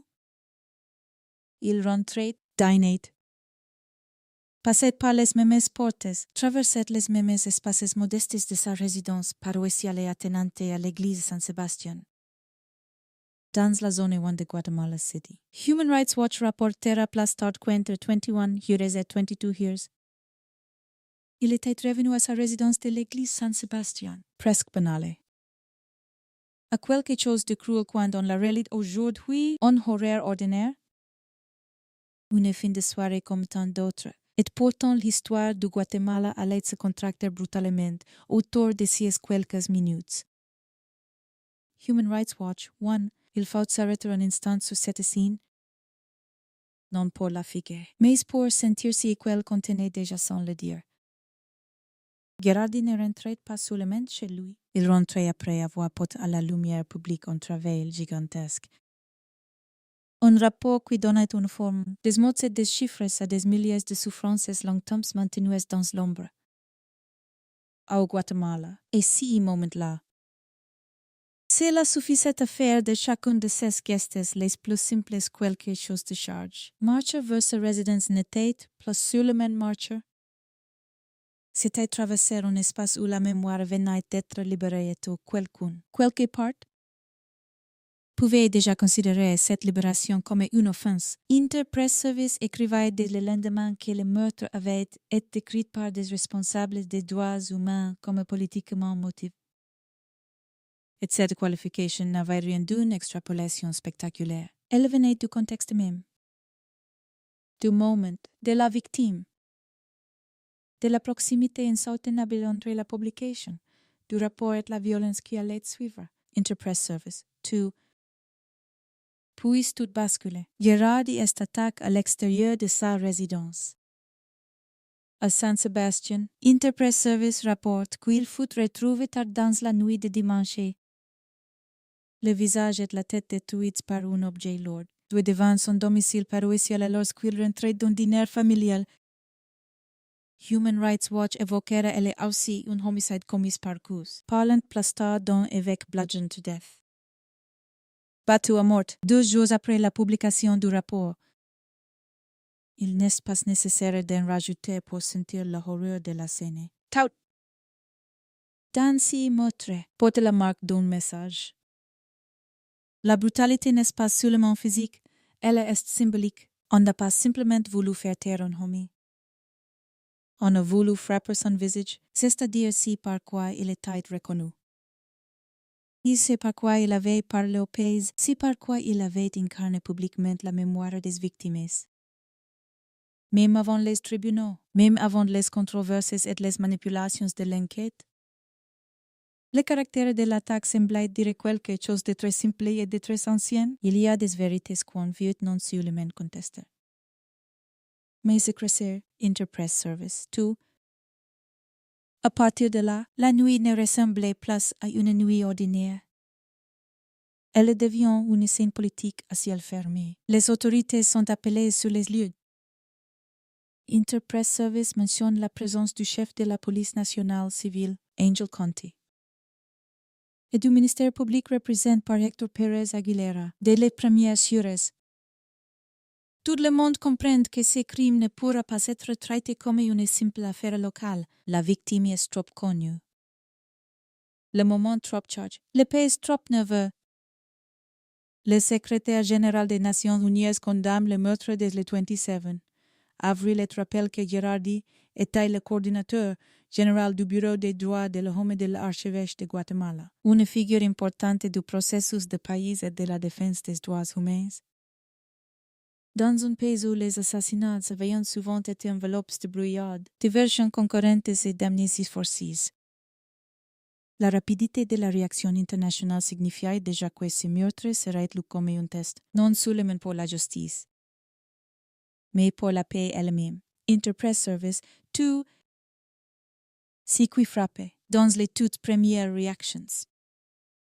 C'est ce que le langage de la prudence institutionnelle cohabite immédiatement avec la conviction intime, presque unanime chez de nombreux défenseurs des droits humains, qu'il ne s'agit pas d'un crime ordinaire. Le ministre de l'Intérieur déclare alors que la police dispose d'une piste importante fondée sur la description donnée par un témoin oculaire, tout en appelant à ne pas designer trop vite une direction, mais dans le même temps. Le défenseur public des droits humains, Julio Arango, affirme catégoriquement qu'il s'agit d'un assassinat politique et qu'on ne peut le classer autrement. Cette tension entre réserve officielle et évidence morale déviante. Dès les premières heures, l'un des moteurs du récit, car tout le problème est là, la logique administrative demande des preuves, des expertises, des procedures, la logique humaine. Elle voit déjà le contour du message. Un évêque qui vient de rendre publique une vaste documentation sur les crimes du conflit est moins de 72 heures après. Le pays n'a pas besoin d'être devant pour sentir l'odeur du politique dans le sang encore frais de cette nuit-là. Interpress Service tout dans les sociétés sorties d'une longue guerre interne. Il existe des crimes qui semblent s'inscrire immédiatement dans une mémoire collective, plus vaste que leur propre dossier judiciaire. Celui-ci en fait partie. Parce qu'au Guatemala, la violence politique n'était pas un souvenir lointain. Elle restait un langage compréhensible par tous. Human Rights Watch notait, pour l'année 1998, que les conditions de travail des défenseurs des droits humains demeuraient précaires et que les menaces et intimidations étaient en hausse selon la mission des Nations Unies au Guatemala. Quand Girardi est assassiné, beaucoup lisent donc l'événement à travers ses passés encore tout proches. La terreur, les faux mobiles. Les mises en scène destinées à embrouiller les faits, les enquêtes déviées. Les responsabilités éclatées jusqu'à l'insaisissable. Interpress Service rapporte justement qu'Arango estimait que les meurtriers avaient tenté de faire passer les crimes pour un volume. Une technique déjà vue dans d'autres affaires de grande portée politique. Si dit-elle n'est pas mieux. Il suggérait que, dès les premières heures, la lutte pour le sens du crime avait commencé. Il ne s'agissait pas seulement de savoir qui avait tué. Mais que l'histoire le pays accepterait de croire. Human Rights Watch 3. Et c'est là que la tension devient presque suffocante, car la scène du crime n'est pas seulement un lieu à examiner, elle devient un champ de bataille narratif. D'un côté, ceux qui voient dans la chronologie même du meurtre la preuve quasi instinctive d'un acte de représailles lié au remis. De l'autre, la tentation, déjà perceptible, de fractionner le sang, de diluer la charge politique dans l'épaisseur des procédures, des hypotheses, des details techniques, des distractions. Le Guatemala connaissait trop bien cette mécanique pendant des décennies. L'impunité n'avait pas seulement reposé sur l'absence de justice. Elle s'était nourrie de l'usure du réel, de la capacité à rendre confus si équi. Moralement, tête limpide. C'est pourquoi le meurtre de Girardi s'impose immédiatement comme bien plus qu'un assassinat. Il remet en jeu la vieille question nationale. Dans ce pays, la vérité peut-elle survivre à quelque menace? Human Rights Watch 4. La violence de l'attaque renforce encore cette impression. Human Rights Watch et d'autres sources contemporaines insistent sur le fait qu'il a été frappé à mort avec une extrême brutalité. Cette sauvagerie n'est pas seulement un détail médico-légal, Elle agit comme une langue parallèle. Une manière de dire que le crime doit être impressionnant. Choqueur. Humiliant mime. La mort de Gerardi n'est pas présentée à la société comme une simple retraite discrète. Elle est imposée comme un spectacle de terreur condensé, et c'est précisément ce qui la rattache à la longue histoire guatémaltèque de la violence exemplaire. Cette violence qui ne se contente pas d'éliminer, mais qui cherche à instruire les vivants. À lui rappeler qu'il existe des lignes qu'il vaut mieux ne pas franchir. Dans ces cas précis, la ligne franchie était celle de la mémoire. Il avait aidé les victimes à parler. Quelqu'un voulait montrer à quelle vitesse la parole pouvait être renvoyée au silence. Human Rights Watch 5. Plus la nouvelle se répand, plus elle agit comme une secousse morale. L'ONU parlait d'un acte brutal contre une figure majeure des droits humains, John Arnault, chef de la mission des Nations Unies au Guatemala. Le qualifie selon Interpress Service de revers pour les processus de paix et de réconciliation. Le Bureau des droits de l'homme de l'archevêché voit un coup terrible pour le pays et pour la paix. Ce vocabulaire est essentiel. Car il montre que l'assassinat n'est pas perçu seulement comme une tragédie personnelle ou ecclésiale. Il est compris comme une attaque contre une trajectoire nationale déjà fragile. À peine la vérité avait-elle commencé à se formuler publiquement qu'elle recevait une réponse meurtrière dans l'économie symbolique d'un pays sorti de guerre. Cela signifie quelque chose de redoutable. Les passes n'acceptent pas de rester passés. Il peut encore lever la main, encore frapper. Encore dicter ces conditions. UN Press 6. À ce moment du récit, l'impression dominante n'est pas seulement la peur, c'est aussi une sorte de reconnaissance noire. Beaucoup de Guatémaltèques ont sans doute ressenti devant cette nouvelle, non pas l'incompréhension absolue, mais une familiarité terrible, comme si le pays venait de revoir. Soudain, un visage qu'il croyait en train de disparaître. Interpress Service note que le meurtre a ravivé les horreurs d'un passé pas si lointain. C'est reformulé touché juste. Car l'assassinat de Gerardi n'inventait pas un nouveau type de menace. Il réactive un ancien langage national, celui où le pouvoir clandestin répond à la vérité par l'exemple sanglant. Le plus claquant, ainsi est-ce n'est donc pas seulement l'horreur de la mort, c'est la sensation que les pays comprennent instantanément ce que signifie ce crime. Parce qu'il a déjà appris, au prix de milliers de vies.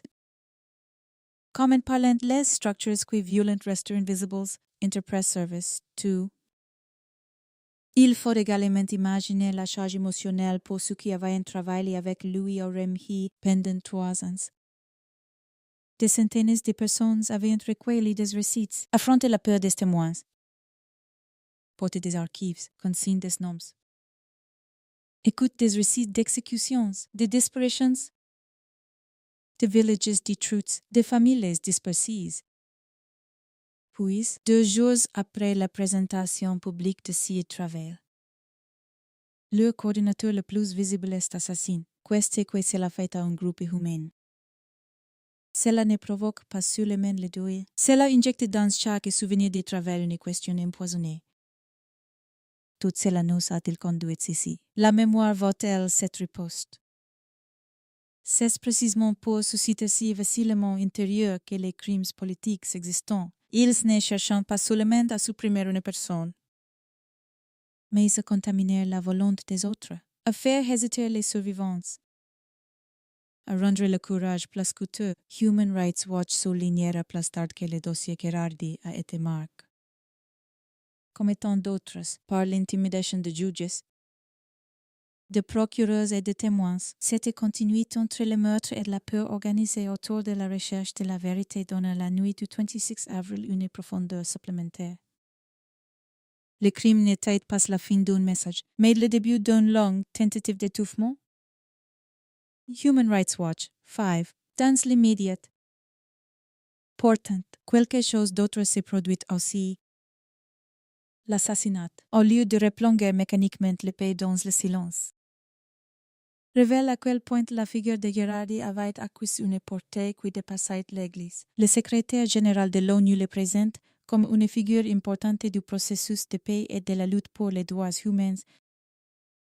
Les défenseurs locaux parlant d'un avertissement adressent à tous ceux qui cherchent la vérité et veulent en finir avec l'impunité. En d'autres termes, la mort de Gherardi transforme sa personne en symbole, public presque instantanément. Cette transformation est tragique, mais elle est décisive pour la suite. Dès la première nuit, le meurtre cesse d'appartenir à la seule sphère intime. Il entre dans l'histoire nationale comme un point de bascule.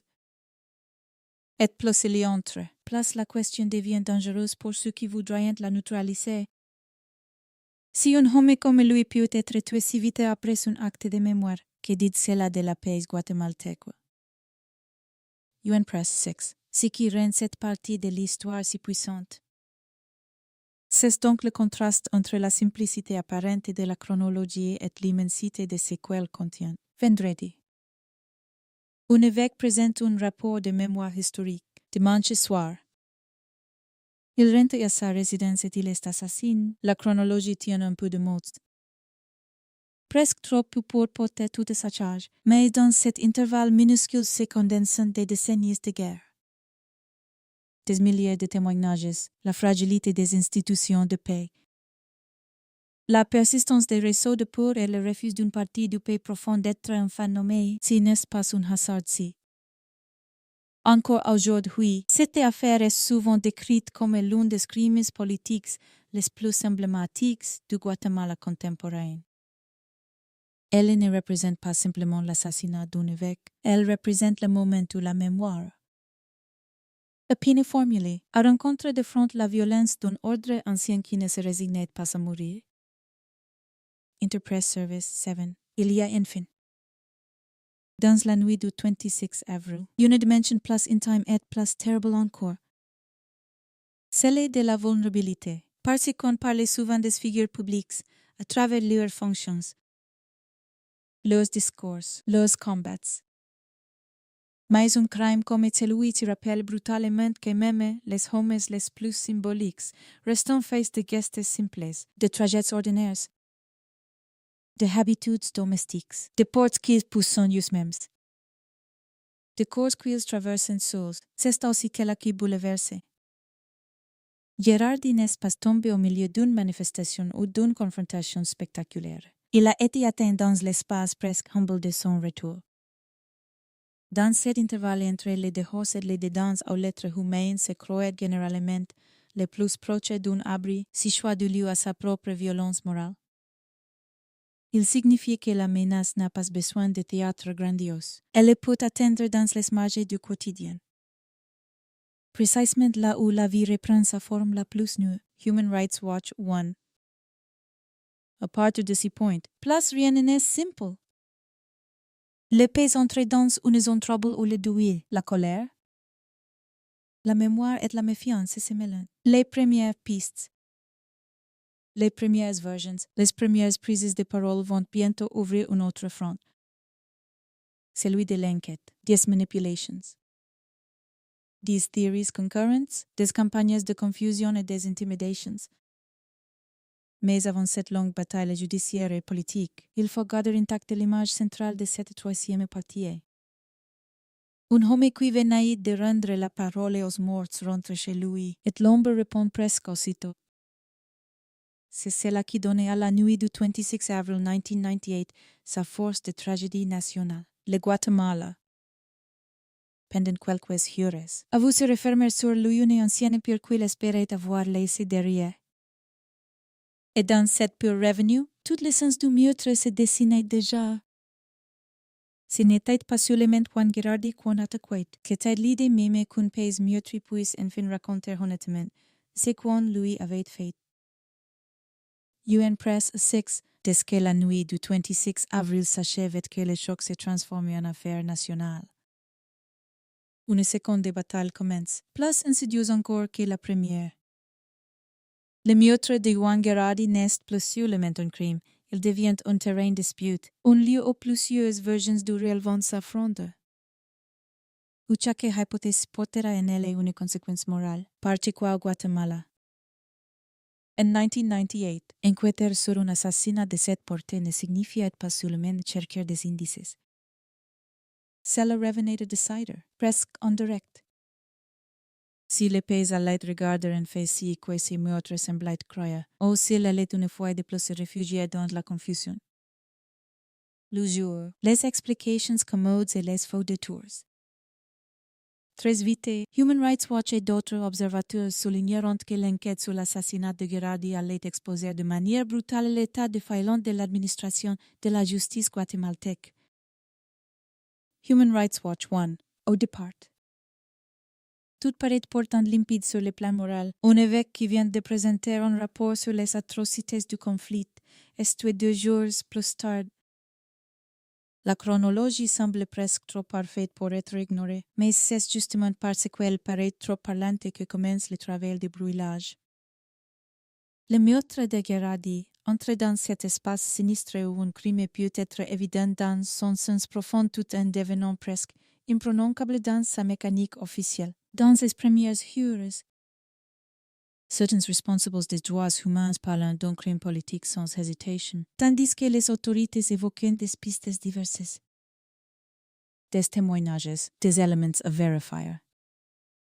Comme si la prudence procédurale pouvait encore dissocier l'affaire de son contexte brûlant. Ce décalage entre ce que tout le monde présente et ce que l'enquête accepte de nommer devient immédiatement l'une des tensions les plus fortes du récit. Human Rights Watch 2, c'est alors qu'apparaît ce que cette affaire va produire de plus troublant. Non seulement une recherche des coupables, mais une guerre autour de l'interprétation même du crime. Très tôt, des hypothèses concurrentes surgissent où sont laissées prospères. L'une des plus célèbres et des plus déroutantes, qui marquera durablement l'imaginaire public autour du dossier. Cette raquette théorie absurde et presque insultante selon laquelle l'évêque aurait été tué à la suite d'une attaque liée au chien de la paroisse, le simplifie qu'une telle version a été pu circuler avec assez de force pour occuper l'espace public dit déjà quelque chose de la nature de l'enquête et du climat du pays. Dans une société encore traversée par les réseaux de la peur, il ne suffit pas de tenir la vérité. Il faut parfois la lire. La couvrir d'un récit grotesque, l'entourer d'assez de bruit pour que le scandale du réel perde sa netteté.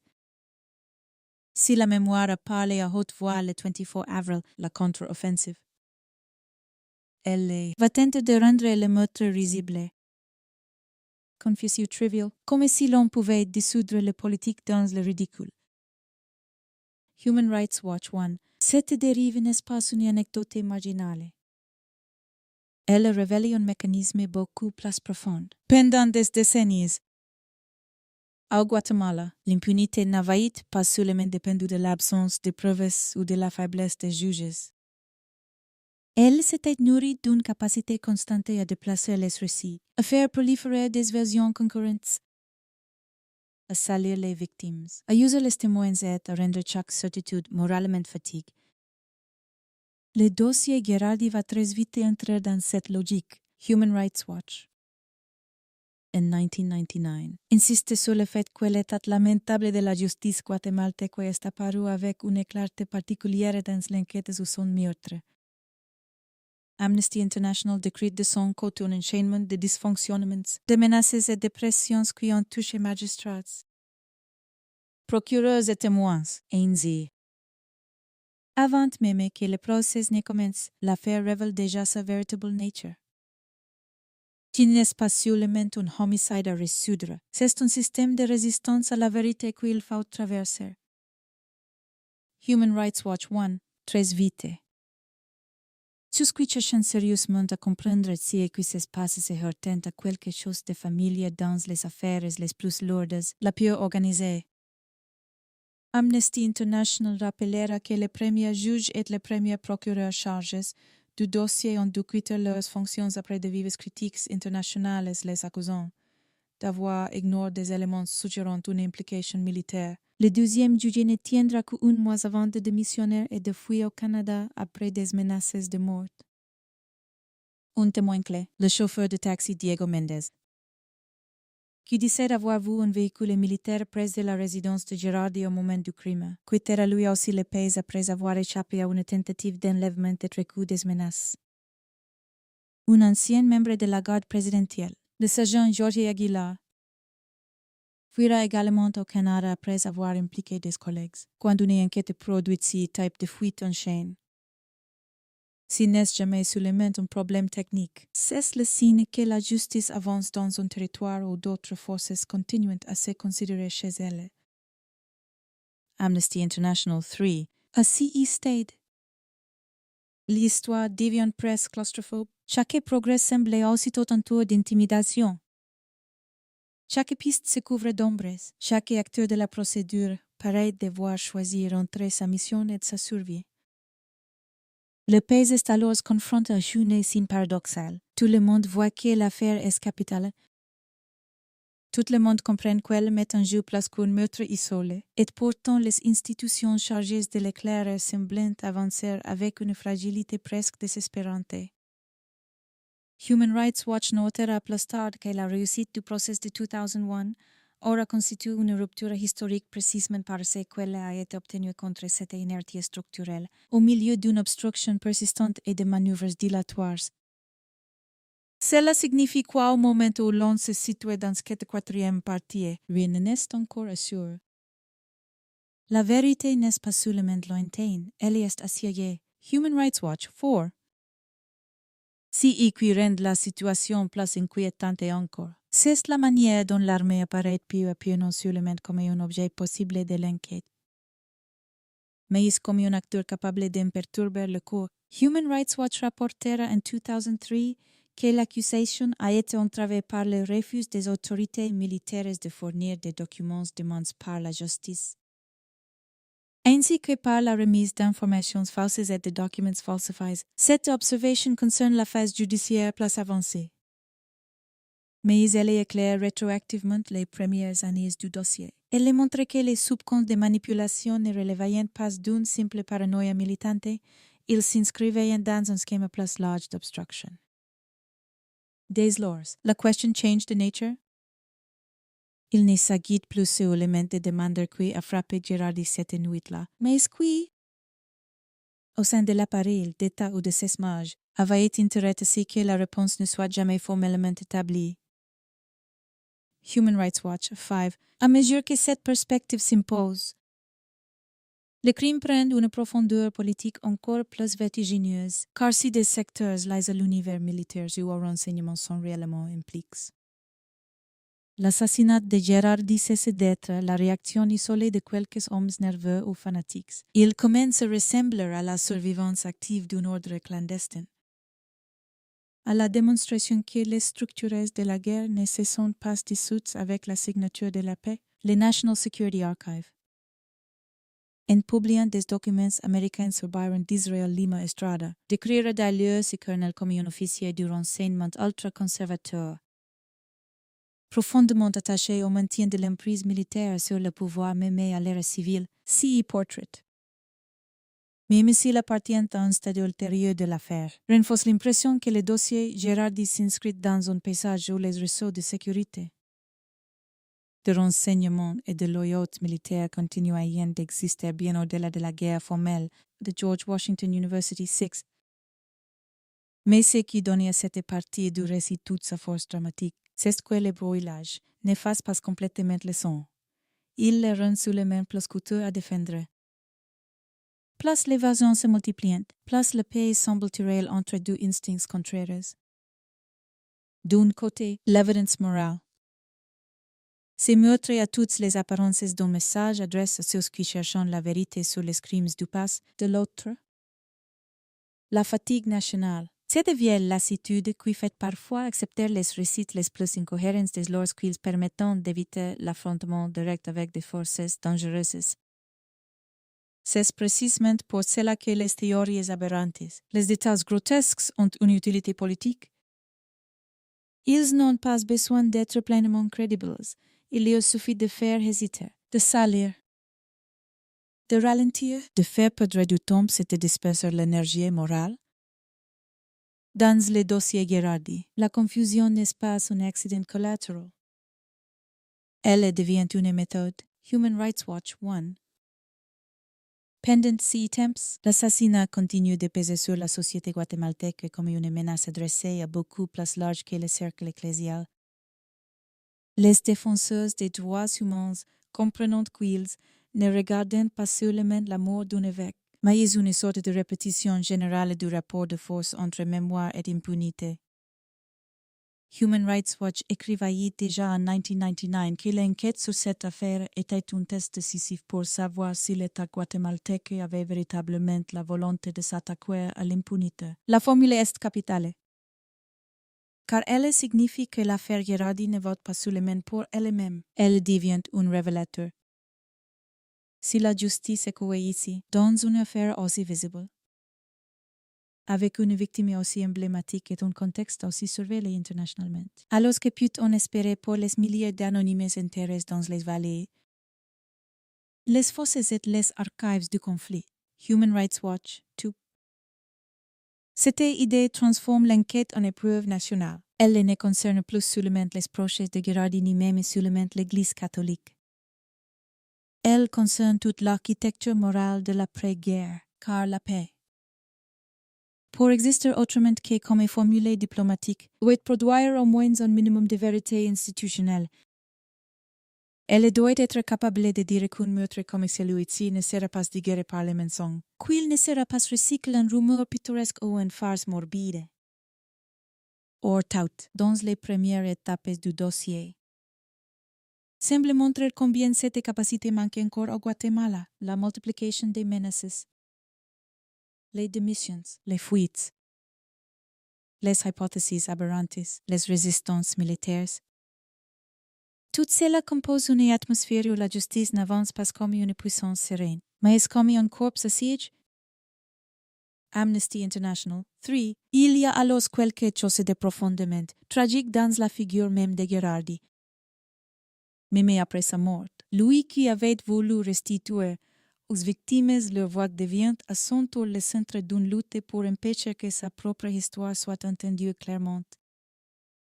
C'est comme si les mécanismes qu'il avait dénoncés à travers les remis se refermaient sur lui, les mêmes ressorts purs.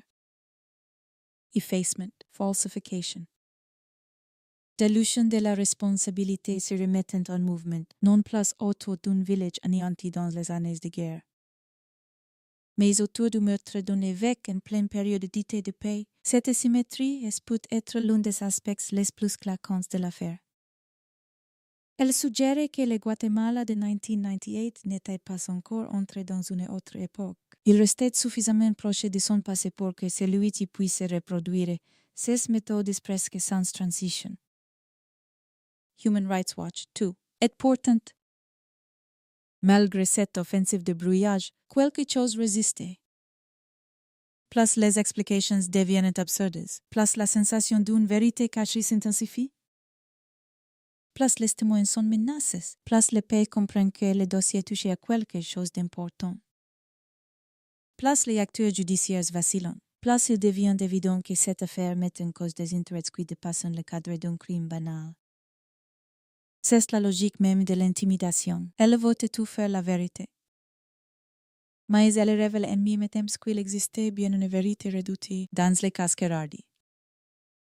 Cette contradiction nourrit le suspense de manière presque insupportable. On avance dans un brouillard où les contours se déforment.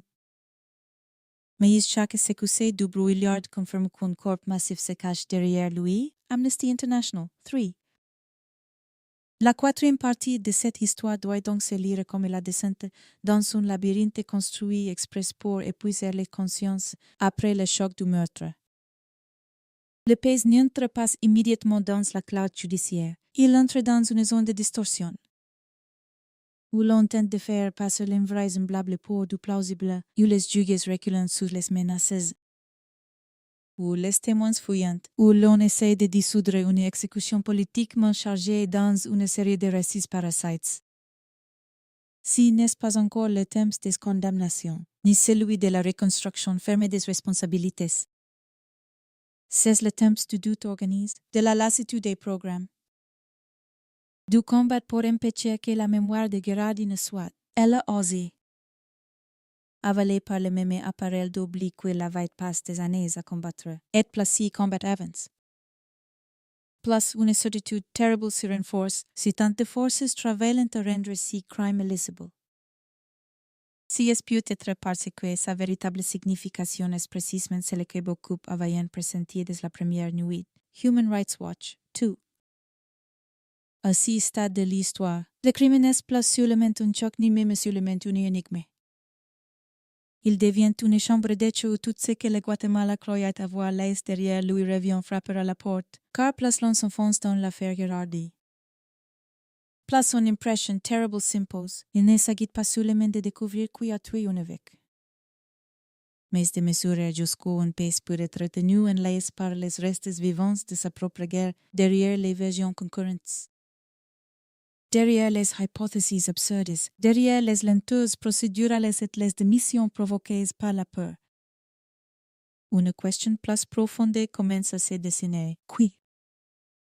Dans le Guatemala de l'après-paix, détenait encore assez de pouvoir pour répondre à un acte de mémoire par un meurtre? Puis pour entourer ces meurtres d'une telle brouillade, Human Rights Watch a décrit l'enquête comme une illustration brutale de la faiblesse de l'administration de la justice et de la persistance de l'impunité. Si EQ signifie qu'à partir d'un certain moment, le dossier cesse de concerner uniquement les exécutants possibles, il commence à révéler un système. Org TPs W. Org Legacy Ratuc America 05. UTM_source =, ChatGPT. Comme c'est là que l'affaire prend une dimension presque suffocante. Parce qu'elle oblige à regarder non seulement le crime, mais la structure qui lui permet d'exister. Dans un pays où la guerre à long terme repose sur l'alliance entre appareil militaire, renseignement, réseau clandestin et terreur sociale, la paix ne suffit pas à faire disparaître les hommes, les habitudes, les loyautés et les réflexes forgés par des décennies de violence. Le rapport de la Commission pour l'éclaircissement historique, publié en 1999, conclura que l'État et des groupes liés à lui furent responsables de l'immense majorité des violations des droits humains durant le conflit, et ira jusqu'à qualifier certaines opérations contre les populations mayas d'actes de génocide. Même si ce rapport est postérieur au meurtre de Girardi, il éclaire la logique dans laquelle celui-ci s'inscrit. La violence politique guatémaltèque n'était pas une succession d'excès isolés. Elle formait un mode d'exercice du pouvoir et de contrôle social. Lorsqu'un homme comme Girardi contribue à exposer cette réalité, il ne blesse pas seulement des mémoires individuelles, il heurte une architecture entière de silence et d'autorité. Has org TTPs www.has org sites default files migrate uploadsmos _ and PDF. ANZ plus l'enquête avance. Plus une autre ligne de force séparée, l'affaire ne concerne pas seulement le passé du pays, mais sa continuité invisible. On ne se trouve pas devant une machine ancienne entièrement ruinée. On se trouve devant des survivances actives, des réseaux qui, mimia faible se reconfigures, conservant assets d'influence pour intimider, retarder, falsifier. Detourner, Amnesty International a relevé que l'enquête fut touchée par des menaces visant juges, procureurs et témoins, pas de dépasses forcées et pas un climat où la recherche de la vérité allait.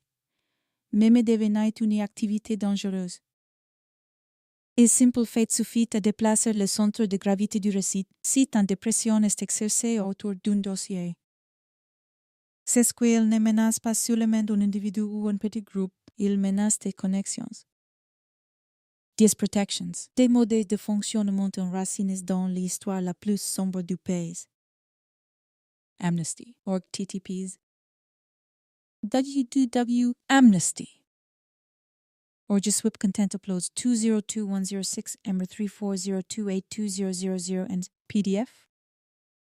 Yoram_source =, ChatGPT. Comme c'est dans cette zone trouble qu'émergent progressivement des figures liées au monde militaire. Plus tard, La justice guatémaltèque condamnera le colonel Byron d'Israel Lima Estrada, son fils, le capitaine Byron Lima Oliva, ainsi que l'ex-sergent de l'armée Obdulio Villanueva, pour l'assassinat de Gerardi, tandis que le prêtre Mario Orantes sera également condamné comme complice.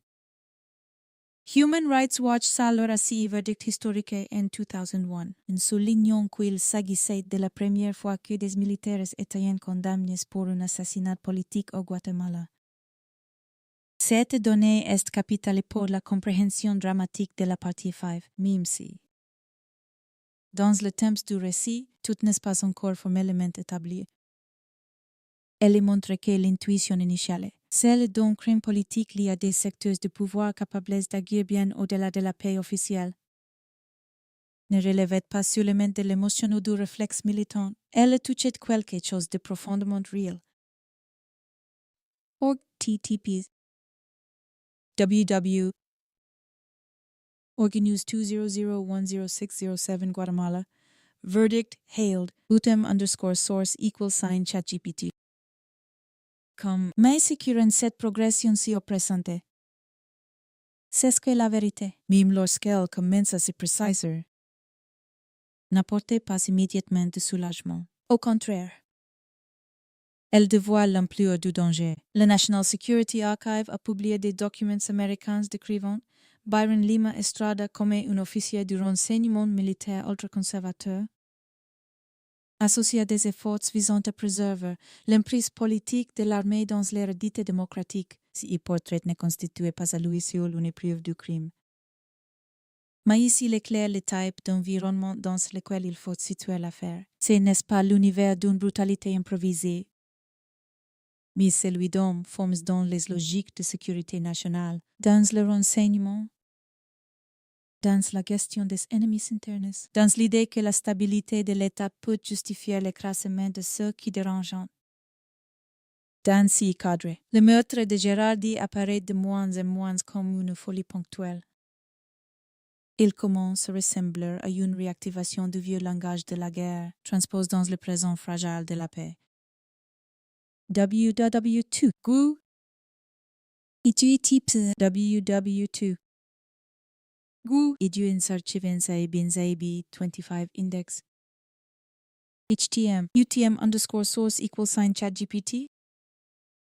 Comment? Et c'est précisément là que l'affaire cesse d'être simplement judiciaire pour devenir presque métaphysique dans sa portée nationale. Car si quel métenu, c'est la persistance d'un monde souterrain.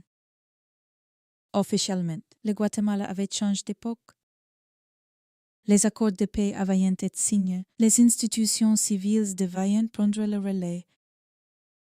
La réconciliation devait lentement s'installer, mais dans le dossier Gerardi, tout semble indiquer que notre pays continuait de fonctionner sous le premier, un pays de complicités, de loyautés opaques, de réseaux encore capables de produire de la violence ou de protéger les auteurs. Human Rights Watch rapportera en 2003 que les autorités militaires avaient refusé de remettre des documents exigés par la justice et fournis de fausses informations, ainsi que des documents falsifiés. Si type de comportement ne relevait pas d'un simple embarras bureaucratique, il suggérait un réflexe institutionnel de défense. Comme si une part de l'appareil d'État se comportait encore, comme une forteresse menacée par la vérité. Ciao. ORG-TTs, W. Char W. ORG-Legacywer 2K3 PDF Guatemala. PDF @source =sign ChatGPT. Comme place en regarde cette dynamique. Place en comprendre pourquoi l'assassinat de Gerardi a dépassé immédiatement la seule sphère ecclésiale. Il touchait à la question la plus angoissante de toute transition démocratique. La guerre est-elle réellement finie quand ceux ont appris les méthodes gardant des ressources, des relais et des réflexes d'intervention? À travers ce meurtre, le Guatemala découvre qu'un pays peut signer la paix tout en conservant dans ses profondeurs un noyau de force opaque. Difficile à exposer, place difficile encore à désarmer. Le Rémi avait cherché à restituer une histoire aux victimes, le crime de San Sébastien.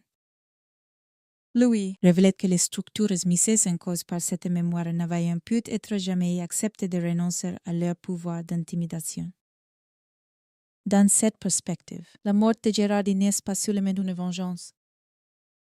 Elle est aussi un rappel de souveraineté clandestine, une manière de dire que certaines mains se considèrent encore autorisées à décider ce qui peut être dit.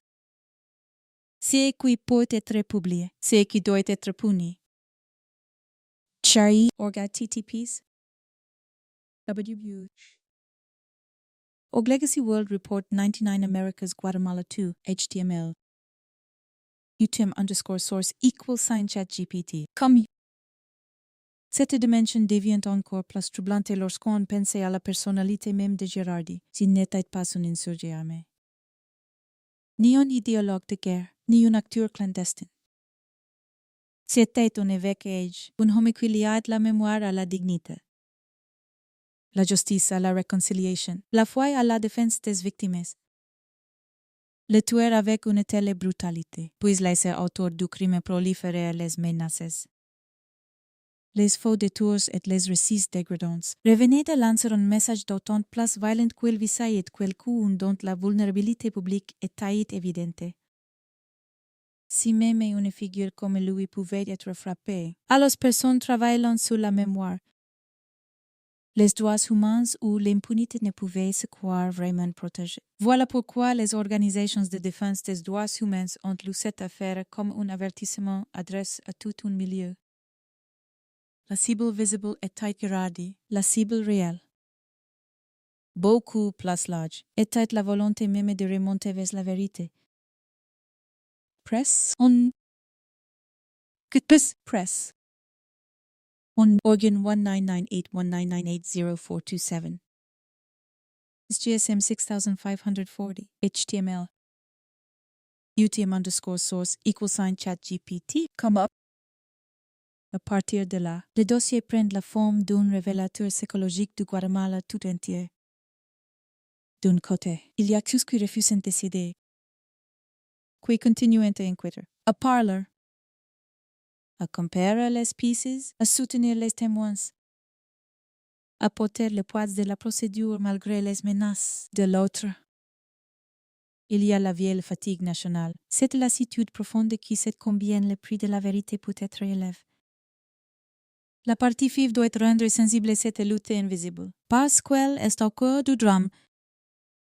Dans les affaires politiques les plus lourdes, la bataille ne se joue pas seulement entre justice et criminalité.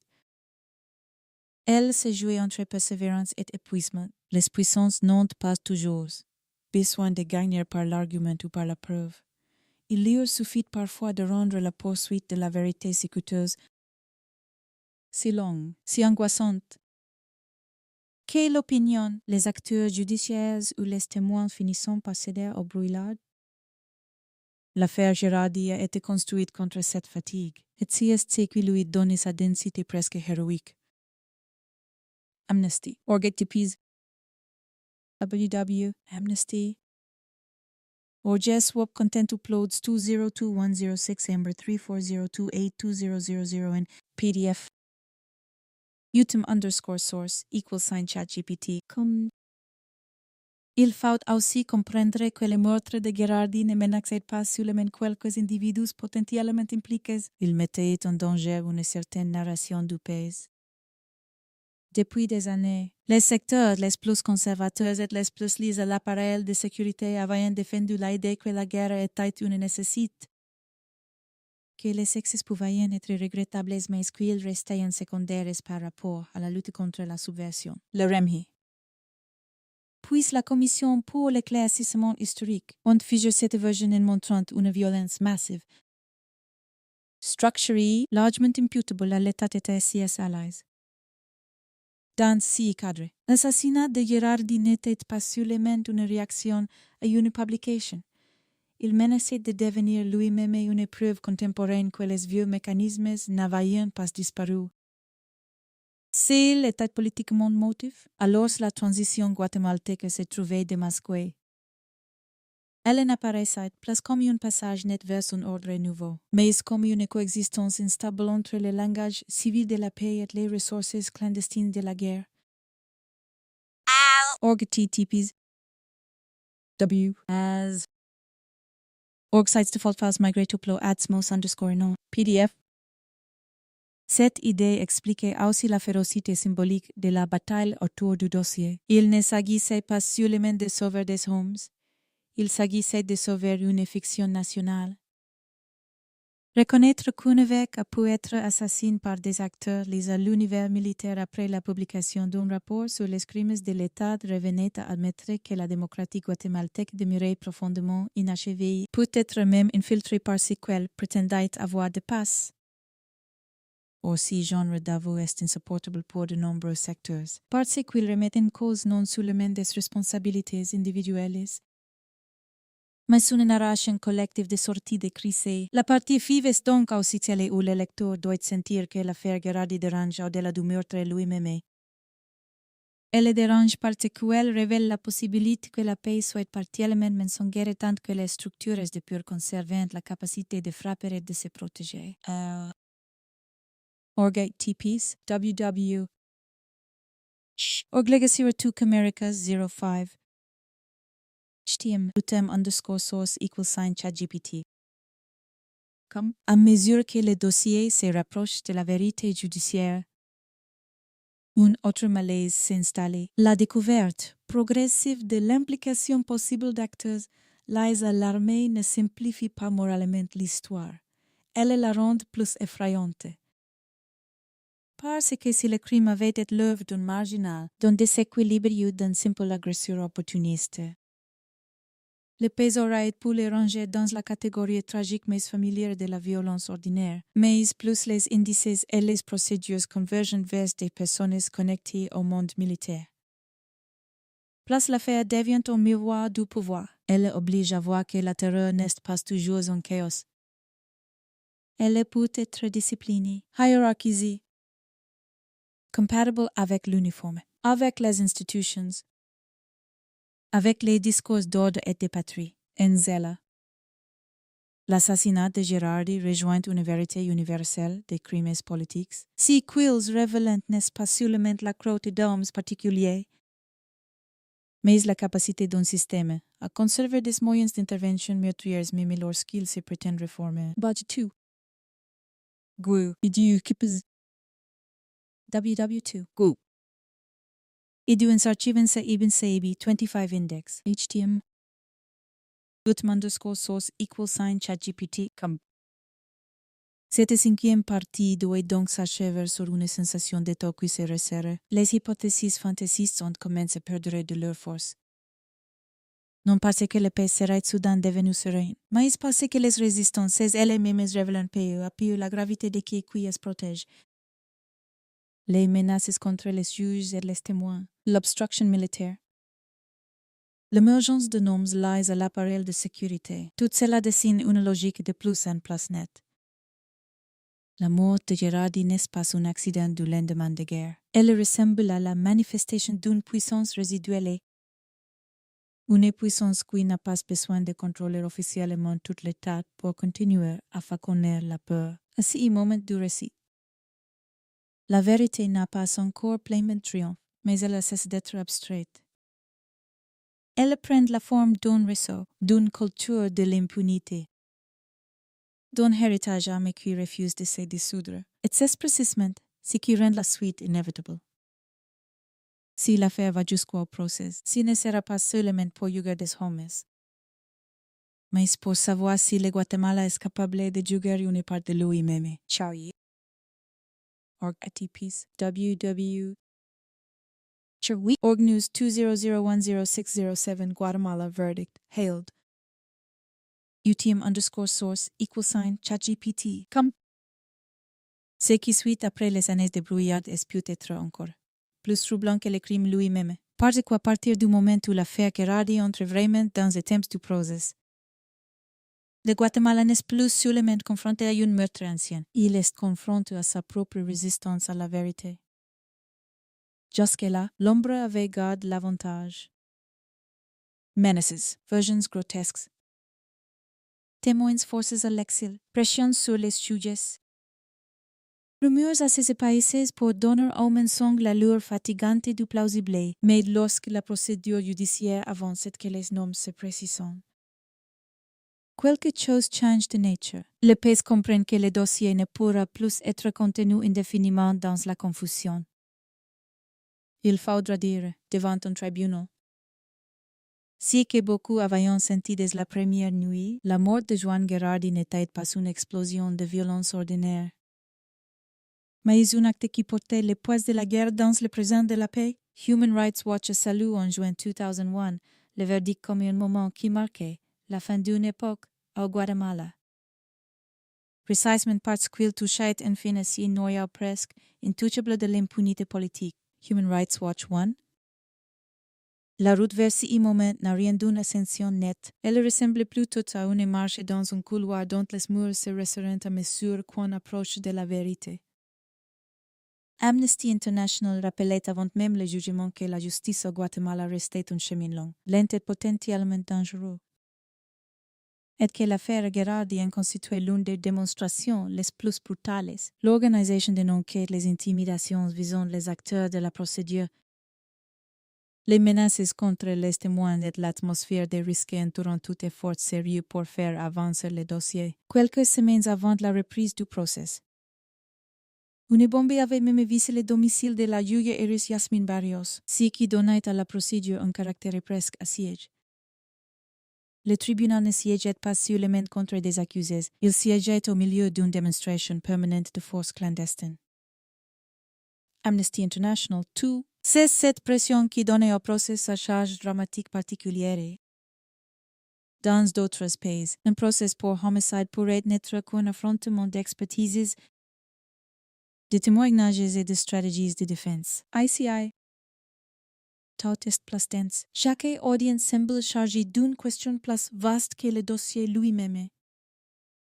L'État guatémaltèque est-il réellement capable de juger un crime qui touchait à l'univers militaire, au renseignement et aux vestiges des structures de terreur?